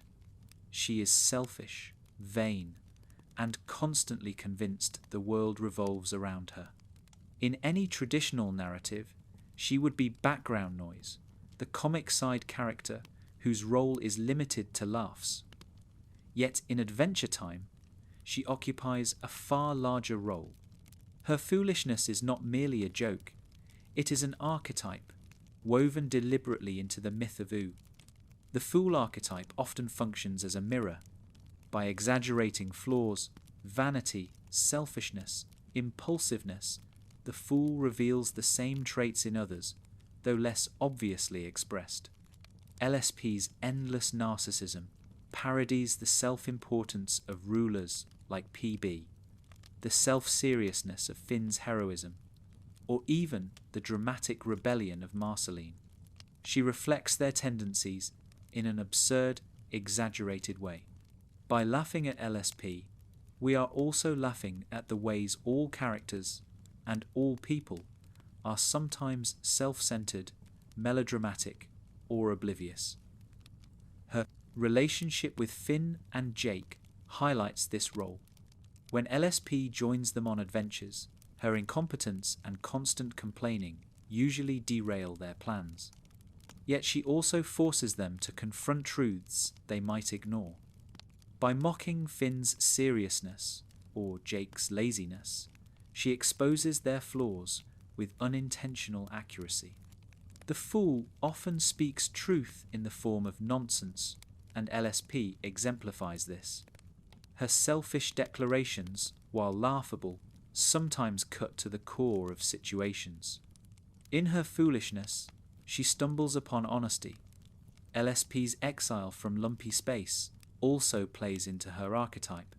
In many traditions, the fool is cast out or rejected by society, considered too strange, too disruptive, or too embarrassing to belong. Yet this outsider status allows the fool to wander freely, unbound by the rules of kingdoms or families. LSP mirrors this tradition.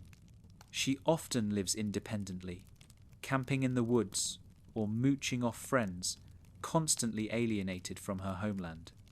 But this exile is what grants her archetypal power. She is not tied to responsibility, duty, or loyalty. She is free to say and do whatever she wants. That freedom, though chaotic, is also liberating. Despite her foolishness, LSP often reveals surprising resilience. She survives on her own, improvises solutions, and even displays moments of genuine bravery. These flashes of competence are key to the fool archetype. The fool is underestimated, dismissed as useless, but occasionally proves more resourceful than anyone expects. In LSP's case, her impulsiveness sometimes leads to accidental victories. This reflects the mythic truth that wisdom can emerge from the unexpected, and that even the seemingly foolish have value. Her foolishness also carries symbolic weight.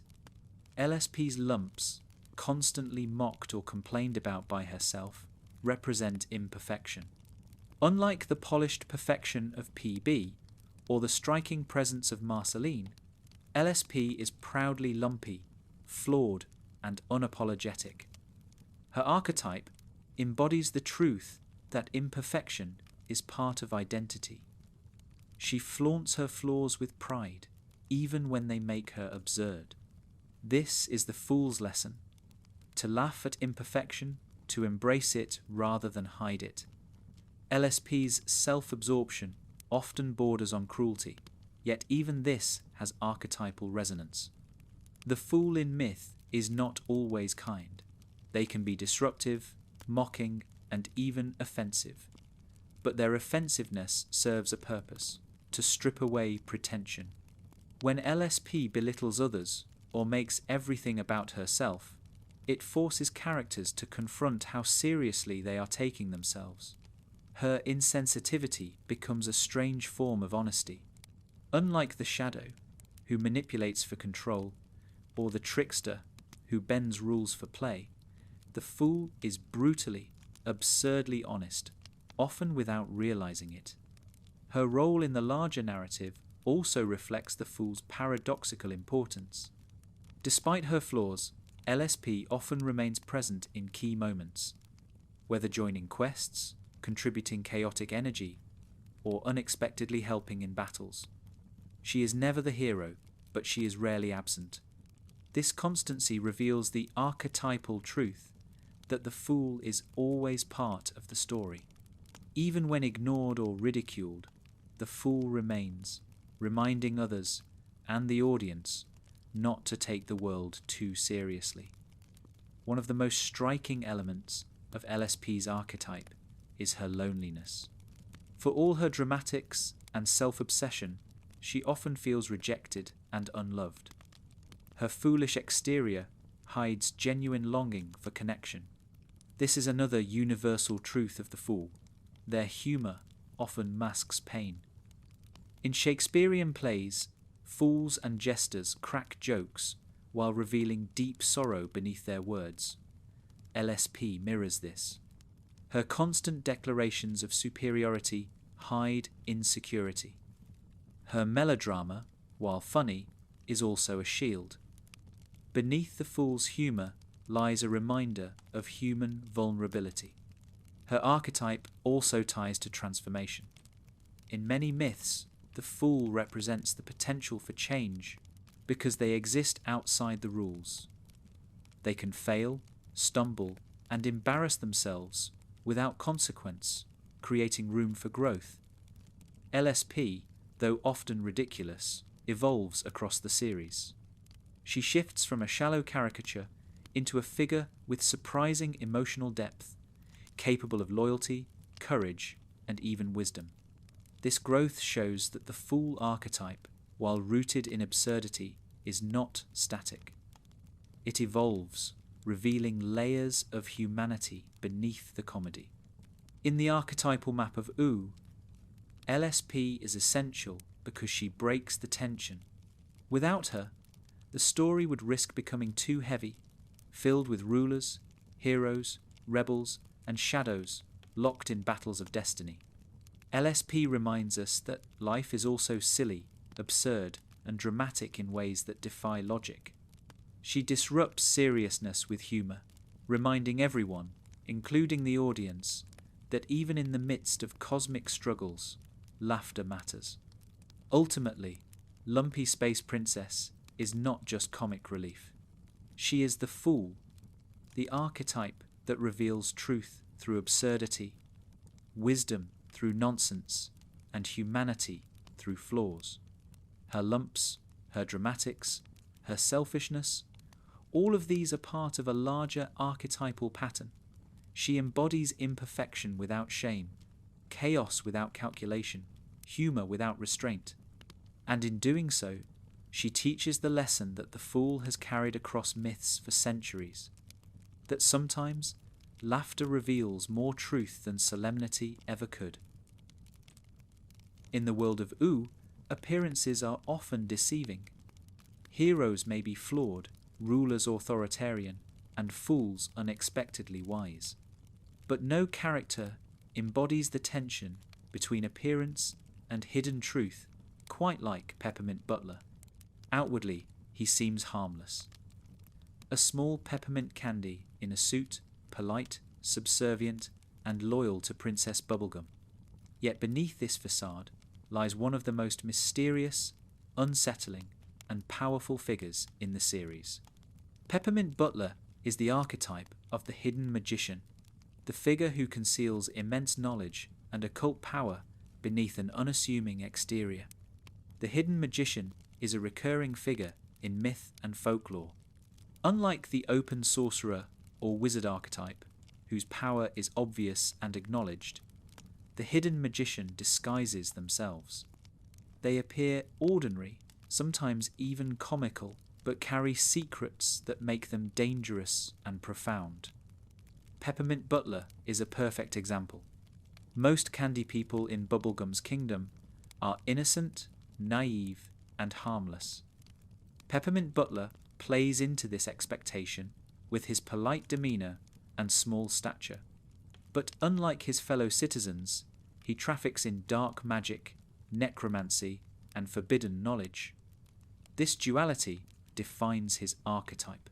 From his first hints of occult ties, it becomes clear that Peppermint Butler is not what he seems. He maintains relationships with demons, spirits, and death itself. He casually interacts with Hunson Abadeer, Death, and other figures of the underworld. He knows rituals, incantations, and secrets of the dark arts that few in Ooh dare even speak of. This hidden depth makes him both comical and terrifying. The archetype of the hidden magician thrives on this tension. The one you least suspect holds the most dangerous knowledge. His loyalty to Princess Bubblegum adds another layer to his archetype. On the surface, he is her servant, devoted and unquestioning. But his hidden powers suggest he could easily operate independently, perhaps even surpass her authority in certain domains. Yet he chooses to serve. This choice reflects the paradox of the hidden magician, possessing immense power but wielding it subtly, in the shadows, often for purposes that remain mysterious. Peppermint Butler's loyalty could be seen as genuine devotion or as a pragmatic alignment, protecting his ruler while securing his own position in the kingdom. His small, candy-like form makes his archetype even more striking. Candy people are usually presented as innocent and incapable of malice. Peppermint Butler subverts this expectation, embodying the shadow of the Candy Kingdom.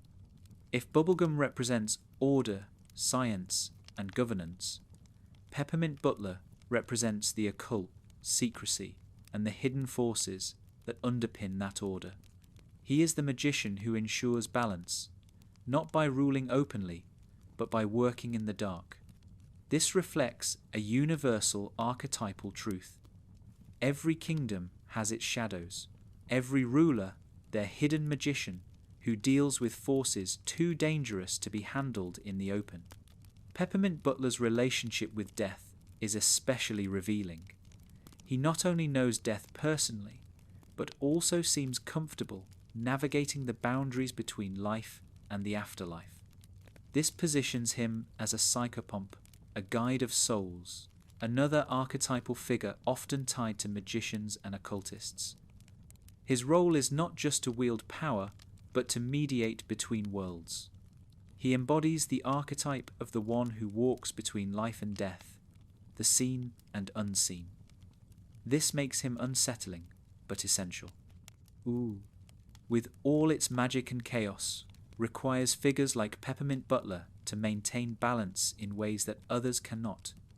His dabbling in necromancy and dark arts also reveals the danger of his archetype. The hidden magician is not always benevolent.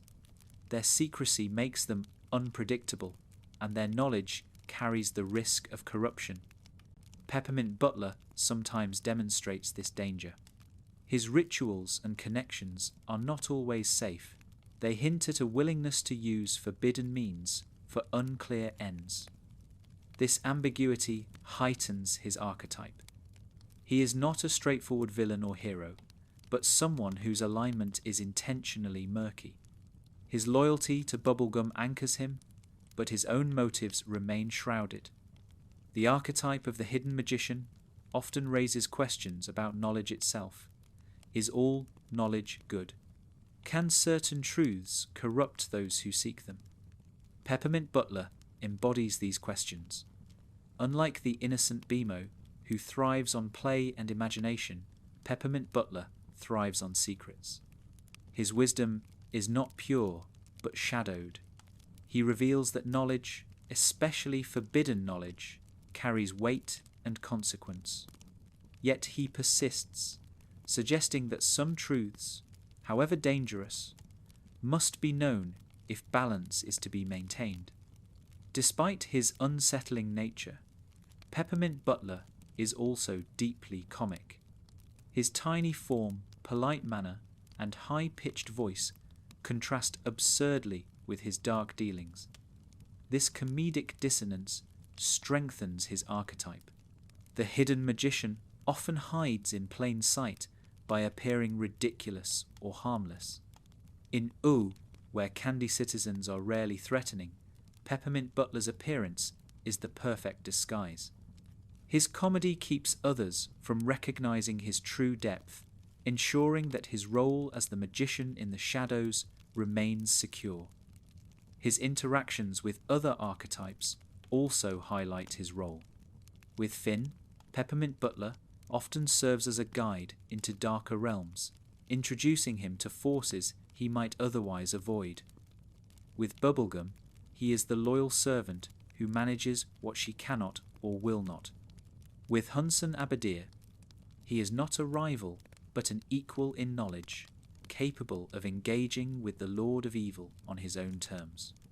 These dynamics reveal how the hidden magician archetype is less about public confrontation and more about subtle influence. Peppermint Butler operates behind the scenes, shaping outcomes without drawing attention. One of the most telling aspects of his archetype is the way the audience reacts to him. Unlike villains such as Hunson or GOLB, Peppermint Butler is not openly feared. He is unsettling precisely because he is not what he seems. The fool invites laughter. The ruler demands respect. The rebel inspires independence. But the hidden magician unsettles by refusing to be categorized. His archetype thrives on ambiguity, leaving the audience unsure of whether to trust him, fear him, or laugh at him. This ambiguity is his power. In myth, the hidden magician often symbolizes the unconscious, the part of the psyche that holds repressed knowledge, intuition, and shadowed wisdom. Peppermint Butler embodies this in U. He carries the knowledge others avoid, deals with forces others fear, and acts as the unconscious shadow of the Candy Kingdom. His archetype reminds us that societies, like individuals, cannot survive on order and reason alone. They require hidden wisdom, even when it is unsettling. Yet Peppermint Butler is not consumed by darkness. For all his occult ties, he remains oddly cheerful, polite, and loyal. This balance makes him unique. He embodies the archetype of the magician without succumbing to its dangers fully. He shows that hidden knowledge can coexist with loyalty, that darkness can serve light if balanced carefully. His archetype is not about corruption, but about ambiguity, the reminder that not all wisdom is clean, and not all power is visible. Ultimately, Peppermint Butler's archetype, as the hidden magician, reveals one of Adventure Time's deepest truths, that appearances deceive, and that the line between innocence and darkness is often blurred. He is both candy and occultist, servant and sorcerer, comedy and menace. He is the reminder that power often hides in plain sight, in the figures we least suspect. In the mythic map of Oo, Peppermint Butler is essential because he represents the unseen, the knowledge, shadows, and secrets that sustain the world quietly beneath the surface. While most characters in Oo embody familiar human archetypes, the hero, the rebel, the fool, there are others whose roles stretch beyond the personal, reaching into the very fabric of existence. These are the cosmic archetypes, figures that embody universal forces such as mortality, fate, and the mystery of being. Among them, Death, Prismo, and the Cosmic Owl stand out as mythic embodiments of inevitability and transcendence. They are not rulers of kingdoms, rebels against authority, or companions on quests. They are symbols of the inescapable truths that define life itself. The first and most direct of these figures is death.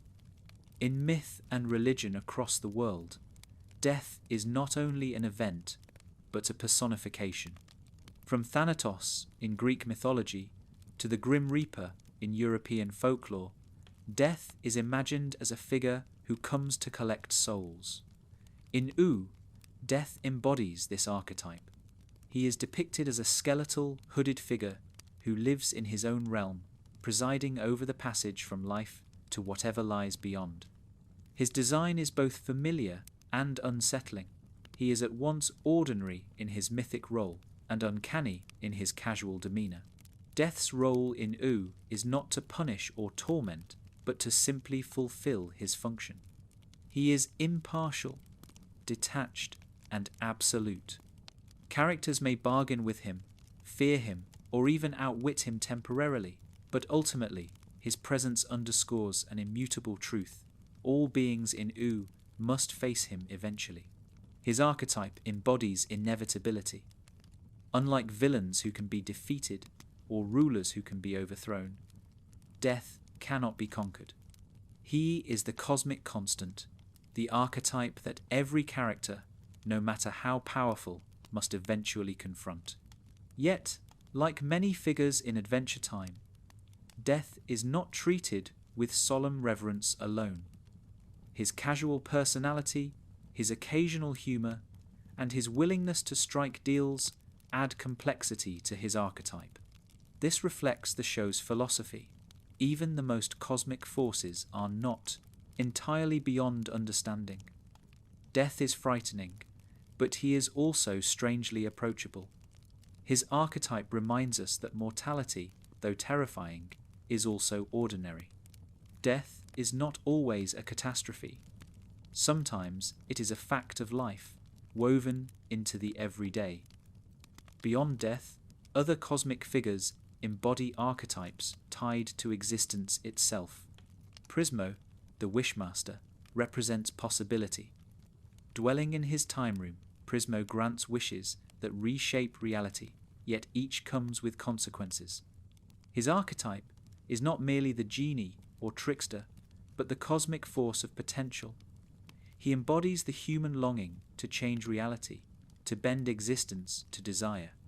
Yet his presence also reflects the paradox of wishes, that fulfillment often carries unforeseen costs.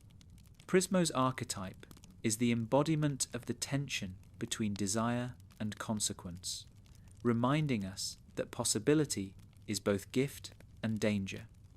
Prismo is also a figure of friendship and warmth.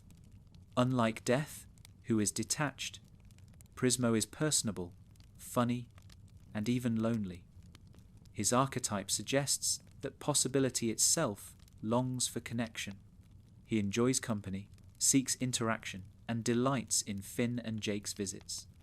This makes his archetype distinct. Possibility is not cold or alien, but deeply human.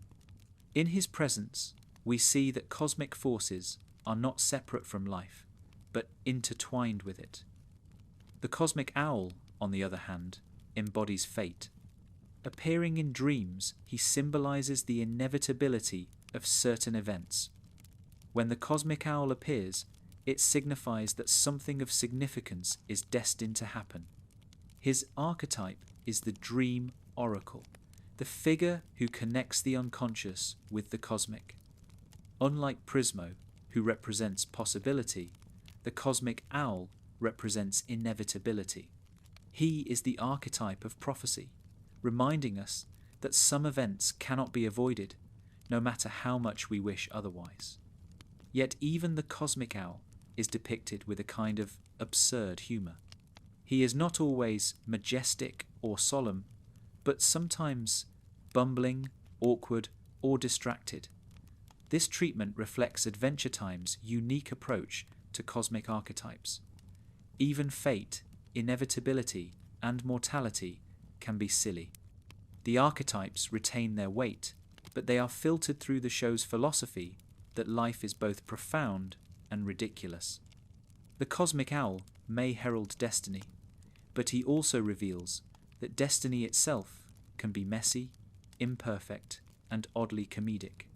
Together, these figures, Death, Prismo, the cosmic owl, form a constellation of archetypes that expand the scope of OO beyond personal struggles into cosmic truths. They remind the audience that the world of Adventure Time is not only about kingdoms, relationships, and battles, but also about the universal forces that shape all existence. These archetypes root the show in mythic tradition, connecting OO to the same universal questions that have preoccupied humanity for millennia. What happens after death? Can desire reshape reality? Is destiny fixed, or can it be changed? The interactions between the main cast and these cosmic archetypes highlight the tension between the personal and the universal. Finn, the hero, confronts death, negotiates with Prismo, and encounters the cosmic owl. Each interaction forces him to grapple with truths larger than himself. Jake, the trickster, interacts with Prismo in ways that emphasize play and absurdity, showing that even cosmic forces can be approached with humor. Princess Bubblegum, the ruler, is less tied to these archetypes, but their presence reminds her that even her authority cannot conquer fate or mortality. Marceline the Rebel is deeply tied to death through her immortality, constantly reminded that while she endures, others do not. Each of these interactions reinforces the archetypal truth. Personal journeys are always framed within cosmic realities. No hero can escape death, no ruler can control fate, no rebel can defy mortality forever. The cosmic archetypes serve as a backdrop, ensuring that OO remains not just a playground of quirky adventures, but a stage for universal truths. What makes Adventure Time's treatment of these archetypes unique is its refusal to strip them of humour. Death is skeletal and inevitable, but he also speaks casually, like a neighbour. Prismo is a cosmic wishmaster, yet he lounges in bed, joking with his visitors. The cosmic owl is the embodiment of fate, yet he fumbles and stumbles, more awkward than divine. This blending of cosmic weight and comedic absurdity reflects the show's philosophy, that the deepest truths of existence are not separate from daily life, but embedded within it. Mortality, desire, and fate are not lofty abstractions, but part of the same world as sandwiches, video games, and silly songs. These archetypes also reveal Adventure Time's larger perspective on existence. Rather than treating death, fate, and possibility as terrifying forces, the show integrates them into its whimsical world. This does not diminish their weight, but makes them approachable. By laughing at death's casualness or Prismo's goofiness, we are reminded that even the greatest mysteries of existence can be faced without despair. The cosmic archetypes teach resilience. Life is strange, unpredictable, and sometimes tragic, but it is also funny, warm, and endlessly surprising. In the archetypal landscape of OO, The cosmic figures are not peripheral. They are central precisely because they remind us of the larger frame in which all other archetypes operate. Finn may be the hero, PB the ruler, Marceline the Rebel, Jake the Trickster, but all of them exist within the cosmic truths of death, fate, and possibility. These archetypes ensure that the world of OO resonates with mythic depth, connecting personal stories to universal realities. Ultimately, the archetypes of Death, Prismo, and the Cosmic Owl remind us that life is a dance between the personal and the cosmic. We are heroes in our own stories, rulers of our small worlds, rebels against expectations, but all within a larger reality that includes mortality, destiny, and desire. OO mirrors our world in this way. The cosmic archetypes endure because they are not only part of the story of Adventure Time, but part of the story of being human. Every mythic world has its ultimate force of disorder, the being that does not play by the rules of kingdoms, heroes, or even gods.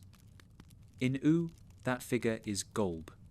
Unlike Hunson Abadeer, who embodies greed and domination, or Ice King, whose tragedy lies in corruption, GOLB is something altogether different. He is the embodiment of chaos, not chaos as mischief or rebellion, but chaos as the formless void, the destroyer of meaning, the undoing of order itself. GOLB's presence in Adventure Time is sparse but overwhelming. Unlike most characters, who carry quirks, humour, or relatability, GOLB is almost incomprehensible. His design alone signals his archetypal role, a massive, amorphous figure with a gaping mouth, jagged teeth, and multiple eyes, flanked by smaller, grotesque creatures. He does not speak in familiar ways, nor does he operate with motives we can fully grasp. He is alien, inscrutable, and terrifying. Where other archetypes symbolize aspects of humanity, GOLB symbolizes the absence of it. In myth and religion, the archetype of chaos often appears as primordial beings. Monsters like Tiamat in Mesopotamian myth, the void of chaos in Greek cosmology, or figures like Apophis in Egyptian tradition. These beings are not villains in the conventional sense. They do not seek wealth, love, or power. They simply are. They embody entropy, destruction, and dissolution. GOLB perfectly mirrors this tradition.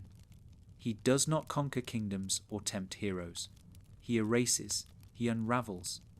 His presence in OO is a reminder that not all forces can be negotiated with, outsmarted, or befriended. Some simply unmake. The archetype of chaos exists in tension with the archetype of order. In OO, Princess Bubblegum represents science and structure. Hunson Abadeer represents domination, and even Finn represents moral choice. GOLB exists outside of all of these systems. He does not seek control like PB, nor does he seek to feed like Hunson. He is the negation of systems themselves. When GOLB arrives, he destabilizes everything. Kingdoms, heroes, and villains alike become insignificant in the face of his consuming void. The horror of GOLB is not only in his destructive power, but in his indifference. Unlike other villains, who can be reasoned with, outwitted, or defeated, GOLB has no personal stake. He does not hate OO or its people. He simply dissolves whatever he touches. This indifference is the essence of the chaos archetype, the recognition that the universe itself contains forces that are not moral, not personal, but utterly alien to human concerns. GOLB is terrifying precisely because he does not care. The transformations caused by GOLB reveal his archetype in action. Those consumed or warped by his influence are disfigured, grotesque, and stripped of individuality. they become manifestations of chaos, shapeless, painful, and broken. This reflects the archetypal theme of dissolution. Chaos undoes the structures that give meaning to identity. In U, where individuality is celebrated, from Finn's heroism to LSP's absurdity, GOLB represents the annihilation of individuality itself. He is the opposite of BMO's innocence, PB's order, or Marceline's rebellion. He is not a character to relate to, but a cosmic threat that negates the very premise of being. GOLB's connection to the Magic Man strengthens his archetypal resonance. Magic Man, once a trickster figure, becomes warped by grief and despair, ultimately tethered to GOLB's destructive energy. This shows how chaos consumes even archetypes. The trickster, who usually thrives on disruption, becomes overwhelmed when faced with pure formlessness. Through Magic Man's descent, we see that even those who play with disorder cannot withstand its rawest form. Chaos devours even those who think they understand it. The finale of Adventure Time brings GOLB into direct conflict with U, and this confrontation underscores the archetype's role. When GOLB appears, all divisions between kingdoms, rulers, heroes, and rebels collapse. Everyone must unite, not out of loyalty or love, but out of survival against the void. GOLB's archetype strips away pretense. He forces characters who once fought each other to recognize their shared vulnerability. This reflects the mythic function of chaos, to remind societies of their fragility, to reveal that order is always precarious, and to force unity in the face of annihilation. Yet even GOLB is not depicted as entirely unknowable. The resolution of his presence comes not through combat alone, but through music, harmony, and connection, specifically through the power of Simon and Betty's sacrifice. This resolution reflects a mythic pattern. While chaos cannot be defeated in the conventional sense, it can be transformed, redirected, or contained through unity, sacrifice, or creation. In Adventure Time, GOLB is not slain, but neutralized through love and selflessness. This reframes the archetype of chaos not as unbeatable, but as a force that requires transcendence rather than domination. GOLB's archetype also resonates symbolically. His grotesque form, with its gaping mouth and multiple eyes, evokes primal fears of consumption and surveillance. His body is monstrous, lacking harmony or balance, reflecting the dissolution of form itself. In myth, monsters often symbolize collective fears of death, destruction, or the unknown. GOLB's form embodies all of these. He is the nightmare of disorder-made flesh, the formless void that threatens to swallow meaning itself. Yet, despite his horror, GOLB is essential to U's archetypal map. Without chaos, order becomes stagnant. Without dissolution, creation loses urgency. GOLB's archetype reminds the characters and the audience that fragility defines existence. Everything can be unmade, and because of this, everything matters more. The presence of chaos makes love, friendship, and unity essential. In this way, GOLB does not only destroy, he gives context to everything else. His archetype ensures that the struggles of U are not trivial, but vital, precisely because they occur in a world where annihilation is always possible. In the end, GOLB is not defeated in a way that erases him. He remains, a constant possibility in the cosmos of U. This reflects the timeless truth of the Chaos archetype. It can never be eliminated, only balanced. GOLB will always exist, lurking at the edges of creation, ready to undo. His presence reminds us that order is fragile, meaning is temporary, and existence itself is miraculous, precisely because it resists dissolution. By this point in Uwu's grand myth, we've explored individual archetypes: Finn the hero, Jake the trickster, Bubblegum the ruler, Marceline the rebel, Ice King the fallen king, BMO the innocent, Flame Princess the elemental, Lady Rainicorn the bridge, Hunson Abadeer the shadow, LSP the fool, Peppermint Butler the hidden magician, and the cosmic forces of Death, Prismo, the cosmic owl, and GOLB. Each plays their role with depth and individuality. Yet archetypes in myth do not exist in isolation. They gain power and meaning in relationship to one another. Their interplay, their harmony, and their conflict is what gives Uwu its richness. Adventure Time thrives not by presenting its characters as static embodiments of archetypes, but by allowing these archetypes to collide, clash, and complement one another. This constant interaction creates the tension and beauty of the story. Uwu is not a world where the hero reigns supreme or where the shadow dominates uncontested. Instead, it is a place where archetypes weave together, shaping one another, often in unexpected ways. The most obvious example of harmony lies in the partnership between Finn and Jake. The hero and the trickster have been paired in myth countless times. Heroes, left unchecked, risk rigidity, self-seriousness, and burnout. Tricksters, left unchecked, risk irresponsibility and dissolution. But when they come together, they form balance.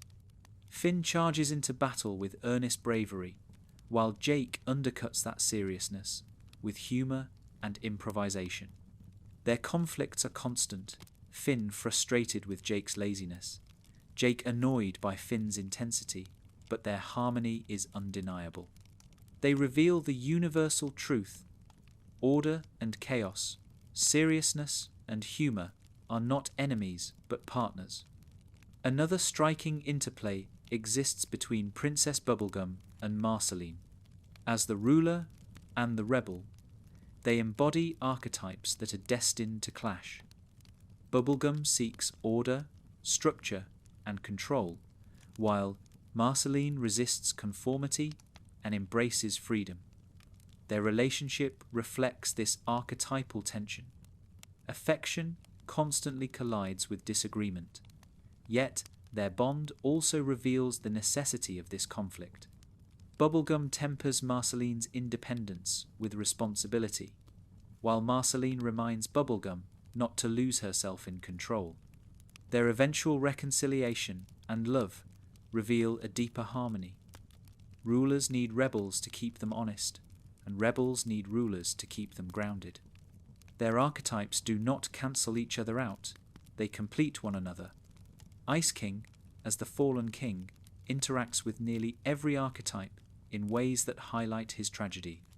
To Finn, he is a villain, a distorted reflection of what happens when power corrupts. To Marceline, he is a reminder of her past, a broken father figure who connects her to her own humanity. To Bubblegum, he is an example of a ruler undone by obsession and madness. His archetype creates conflict by destabilizing the roles of others, yet in doing so, he also enriches them. Without the fallen king, the hero would lack a tragic foil. The rebel would lack a reminder of vulnerability, and the ruler would lack a warning of corruption. BMO's archetype of the innocent brings harmony where others bring conflict. The innocent often functions as the heart of the group, softening clashes between hero, trickster, and ruler. In Uwu, BMO provides levity and childlike joy that diffuses tension. When Finn struggles with heartbreak, BMO reminds him to play. When Jake drifts too far into irresponsibility, BMO grounds him with simple wisdom. When Bubblegum leans too heavily into paranoia, BMO reminds her of kindness. Their innocence binds archetypes together by offering perspective. Without the innocent, archetypal conflict would risk collapsing into despair. Flame Princess, as the elemental force, provides another kind of conflict. Her fire destabilizes relationships, most notably with Finn. Their romance reveals the danger of trying to bind elemental passion to heroic idealism. Yet her fire also purges corruption, bringing renewal to the Fire Kingdom after her father's tyranny. Her archetype forces others to confront their limits. Finn cannot save her from herself, PB cannot control her, and even Marceline cannot rebel against her nature. The elemental introduces necessary conflict, the reminder that some forces cannot be tamed, only respected. Lady Rainicorn, as the bridge, embodies harmony itself. Her archetype exists to link rather than divide. She connects Jake to family, Bubblegum to loyalty, and Ooze histories of war to reconciliation through her children. Her quiet role shows that some archetypes do not thrive on conflict, but on healing. Yet even she exists within tension. Her family disapproves of her relationship with Jake, and her cultural identity marks her as different. These conflicts, however, only deepen her archetype. The bridge is most powerful when tested, proving that unity is not passive but an active choice. Hunson Abadeer the Shadow exists as a source of conflict by design. He opposes Marceline, tempting her to embrace greed and domination. He challenges Finn, threatening him with overwhelming power. He mirrors Bubblegum, showing what rulership looks like when compassion is stripped away. The shadow archetype destabilizes harmony by revealing what others could become if they give in to darkness. Yet, paradoxically, he also creates harmony by forcing confrontation. Characters must define themselves against him, clarifying their archetypes in opposition to his. The shadow, though destructive, provides clarity. Lumpy Space Princess, as the Fool, embodies conflict and harmony in a peculiar way. Her selfishness often disrupts plans, creating chaos in situations that require seriousness. Yet her foolishness also punctures tension, forcing others to laugh or recognize their own flaws. The Fool thrives on contradiction. In moments of conflict, she destabilizes. In moments of despair, she harmonizes. She reminds the other archetypes not to take themselves too seriously, creating space for humor in a world that often leans toward darkness. Peppermint Butler, as the hidden magician, straddles conflict and harmony. His loyalty to Bubblegum creates stability, but his occult practices bring unease. He knows truths others would rather ignore, and his secret dealings risk disrupting Oo's fragile balance. Yet without him, Oo would lack access to hidden wisdom. His archetype reminds us that harmony often depends on unseen forces working in the shadows. He embodies the tension between safety and danger, loyalty and secrecy. The cosmic archetypes magnify these dynamics. Death brings conflict by reminding every archetype of mortality. The hero cannot escape him, the ruler cannot govern him, the rebel cannot outsing him. Yet death also creates harmony by ensuring equality. All must face him, leveling heroes, rulers, and fools alike.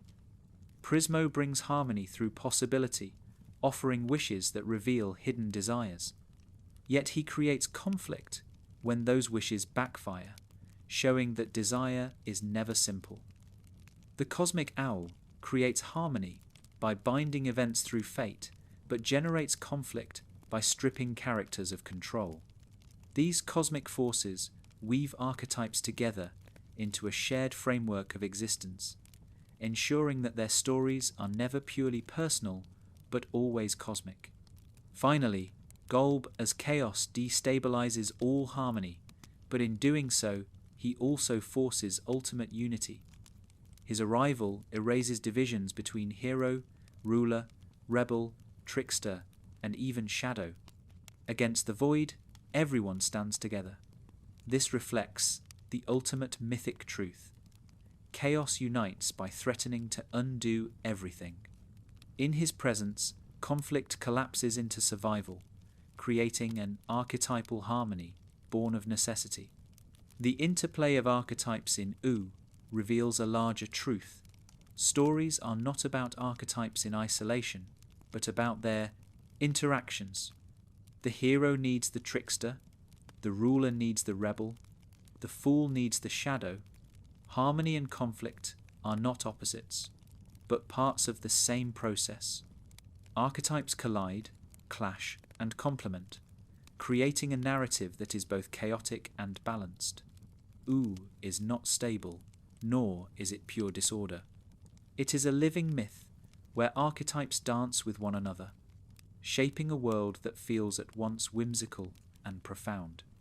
In the end, what gives Adventure Time its enduring power is not only the richness of its characters, but the way their archetypes interact. Finn's bravery matters more because Jake disrupts it with humour. Bubblegum's authority matters more because Marceline challenges it. Death's inevitability matters more because BMO laughs in its face with childlike innocence. GOLB's chaos matters more because love unites against it. Harmony and conflict are not opposing forces, but partners in the myth of OO. Together, they create a story that feels timeless, universal, and deeply human. Every myth needs an ending, not because it resolves everything, but because it crystallizes the meaning of the journey. For Adventure Time, the ending was not only the closing of a story about Finn, Jake, and the land of OO, it was the culmination of an archetypal tapestry. Across its whimsical landscapes and absurd humour, the series constructed one of the richest mythologies in modern animation, built from archetypes that resonate across cultures, histories, and psyches. Finn the hero, Jake the trickster, Bubblegum the ruler, Marceline the rebel, Ice King the fallen king, BMO the innocent, Flame Princess the elemental force, Lady Rainicorn the bridge, Hunson Abadeer the shadow, Lumpy Space Princess the fool, Peppermint Butler the hidden magician, and the cosmic beings of death, Prismo the cosmic owl, and GOLB. Together, they form a mythic chorus that reflects the human condition in all its contradictions. The legacy of Adventure Time lies in how it revitalized these archetypes. Rather than simply reproducing them, the show reshaped them into forms both familiar and new. Finn is the hero, but his heroism is not about conquering kingdoms or slaying dragons. It is about growing up, facing heartbreak, and choosing kindness in a broken world. Jake is the trickster, but his mischief is not cruelty. It is love disguised as laziness, play turned into philosophy. Princess Bubblegum is the ruler, but she is not a flawless monarch. She is paranoid, calculating, and deeply human, showing that power always comes at a cost. Marceline is the rebel, but her rebellion is not destructive. It is creative, born of music and independence. These archetypes are not static. They are living, evolving, and profoundly relatable. Ice King's archetype as the fallen king is perhaps the clearest example of how Adventure Time reshaped myth. In traditional stories, the fallen monarch is either destroyed or redeemed. Ice King occupies the tragic middle space. He is both ridiculous and heartbreaking, a villain whose madness hides a kind man named Simon. His archetype forces us to see that even the most foolish figures contain tragedy, and even the most tragic figures deserve compassion. BMO, as the Innocent Child, reshapes innocence from naivety into wisdom. Their joy, play, and imagination reveal truths that no ruler or hero can see. Innocence is not ignorance, it is perspective. Flame Princess transforms the archetype of the elemental force into a journey of self-mastery, showing that fire is not only destruction, but justice and renewal. Lady Rainicorn embodies the bridge, revealing that connection across difference, cultural, familial, or even cosmic, is the quiet glue that holds societies together. Even the darker archetypes were revitalized. Hunson Abadeer as the Shadow was not simply evil, but also clumsy, affectionate in his own broken way, reminding us that darkness is always connected to love, however distorted. Lumpy Space Princess as the Fool was not just comic relief, but also a mirror, revealing vanity, absurdity, and longing in ways that were both ridiculous and painfully honest. Peppermint Butler as the Hidden Magician embodied the archetype of secret wisdom, showing that even candy kingdoms have shadows that ensure their survival. And the cosmic archetypes, Death, Prismo, the Cosmic Owl, grounded the personal journeys of the characters in the inevitability of mortality, the paradox of desire, and the mysteries of fate. Finally, GOLB embodied the chaos archetype with a clarity rarely seen in modern storytelling. He was not a villain in the traditional sense, but the very force of dissolution, the reminder that order, meaning, and identity are fragile. His confrontation with U brought every archetype together, not to defeat him through force, but to balance him through sacrifice and unity.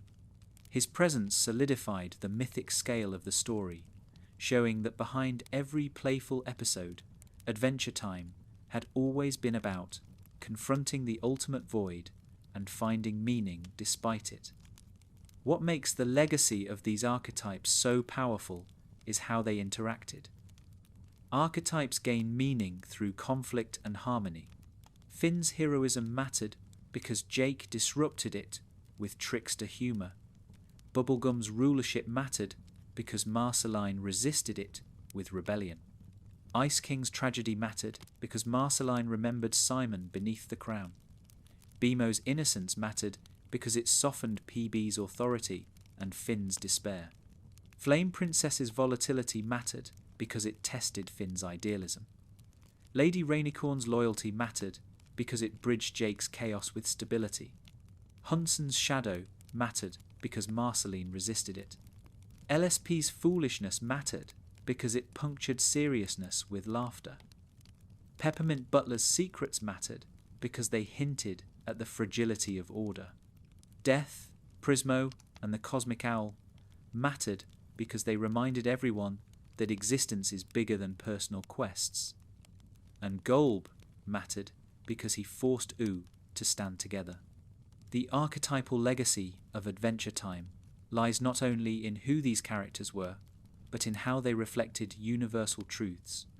Every culture has heroes, tricksters, rulers, rebels, fools, shadows, and cosmic forces. By weaving them into a modern, colourful, surreal world, the show reminded us that myths are not relics of the past, but living truths. They speak to childhood and adulthood, joy and sorrow, life and death.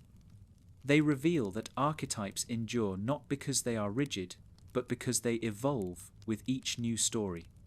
This evolution is particularly important in a contemporary context. Traditional myths often depicted archetypes in rigid ways. Heroes were male warriors, rulers were benevolent kings, rebels were outcasts destroyed by their defiance.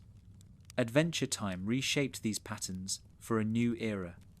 Heroes could cry and fail, rulers could be tyrannical yet beloved, rebels could find love, community, fools could be lonely, shadows could be clumsy fathers, even chaos itself could be met with music, love, and sacrifice.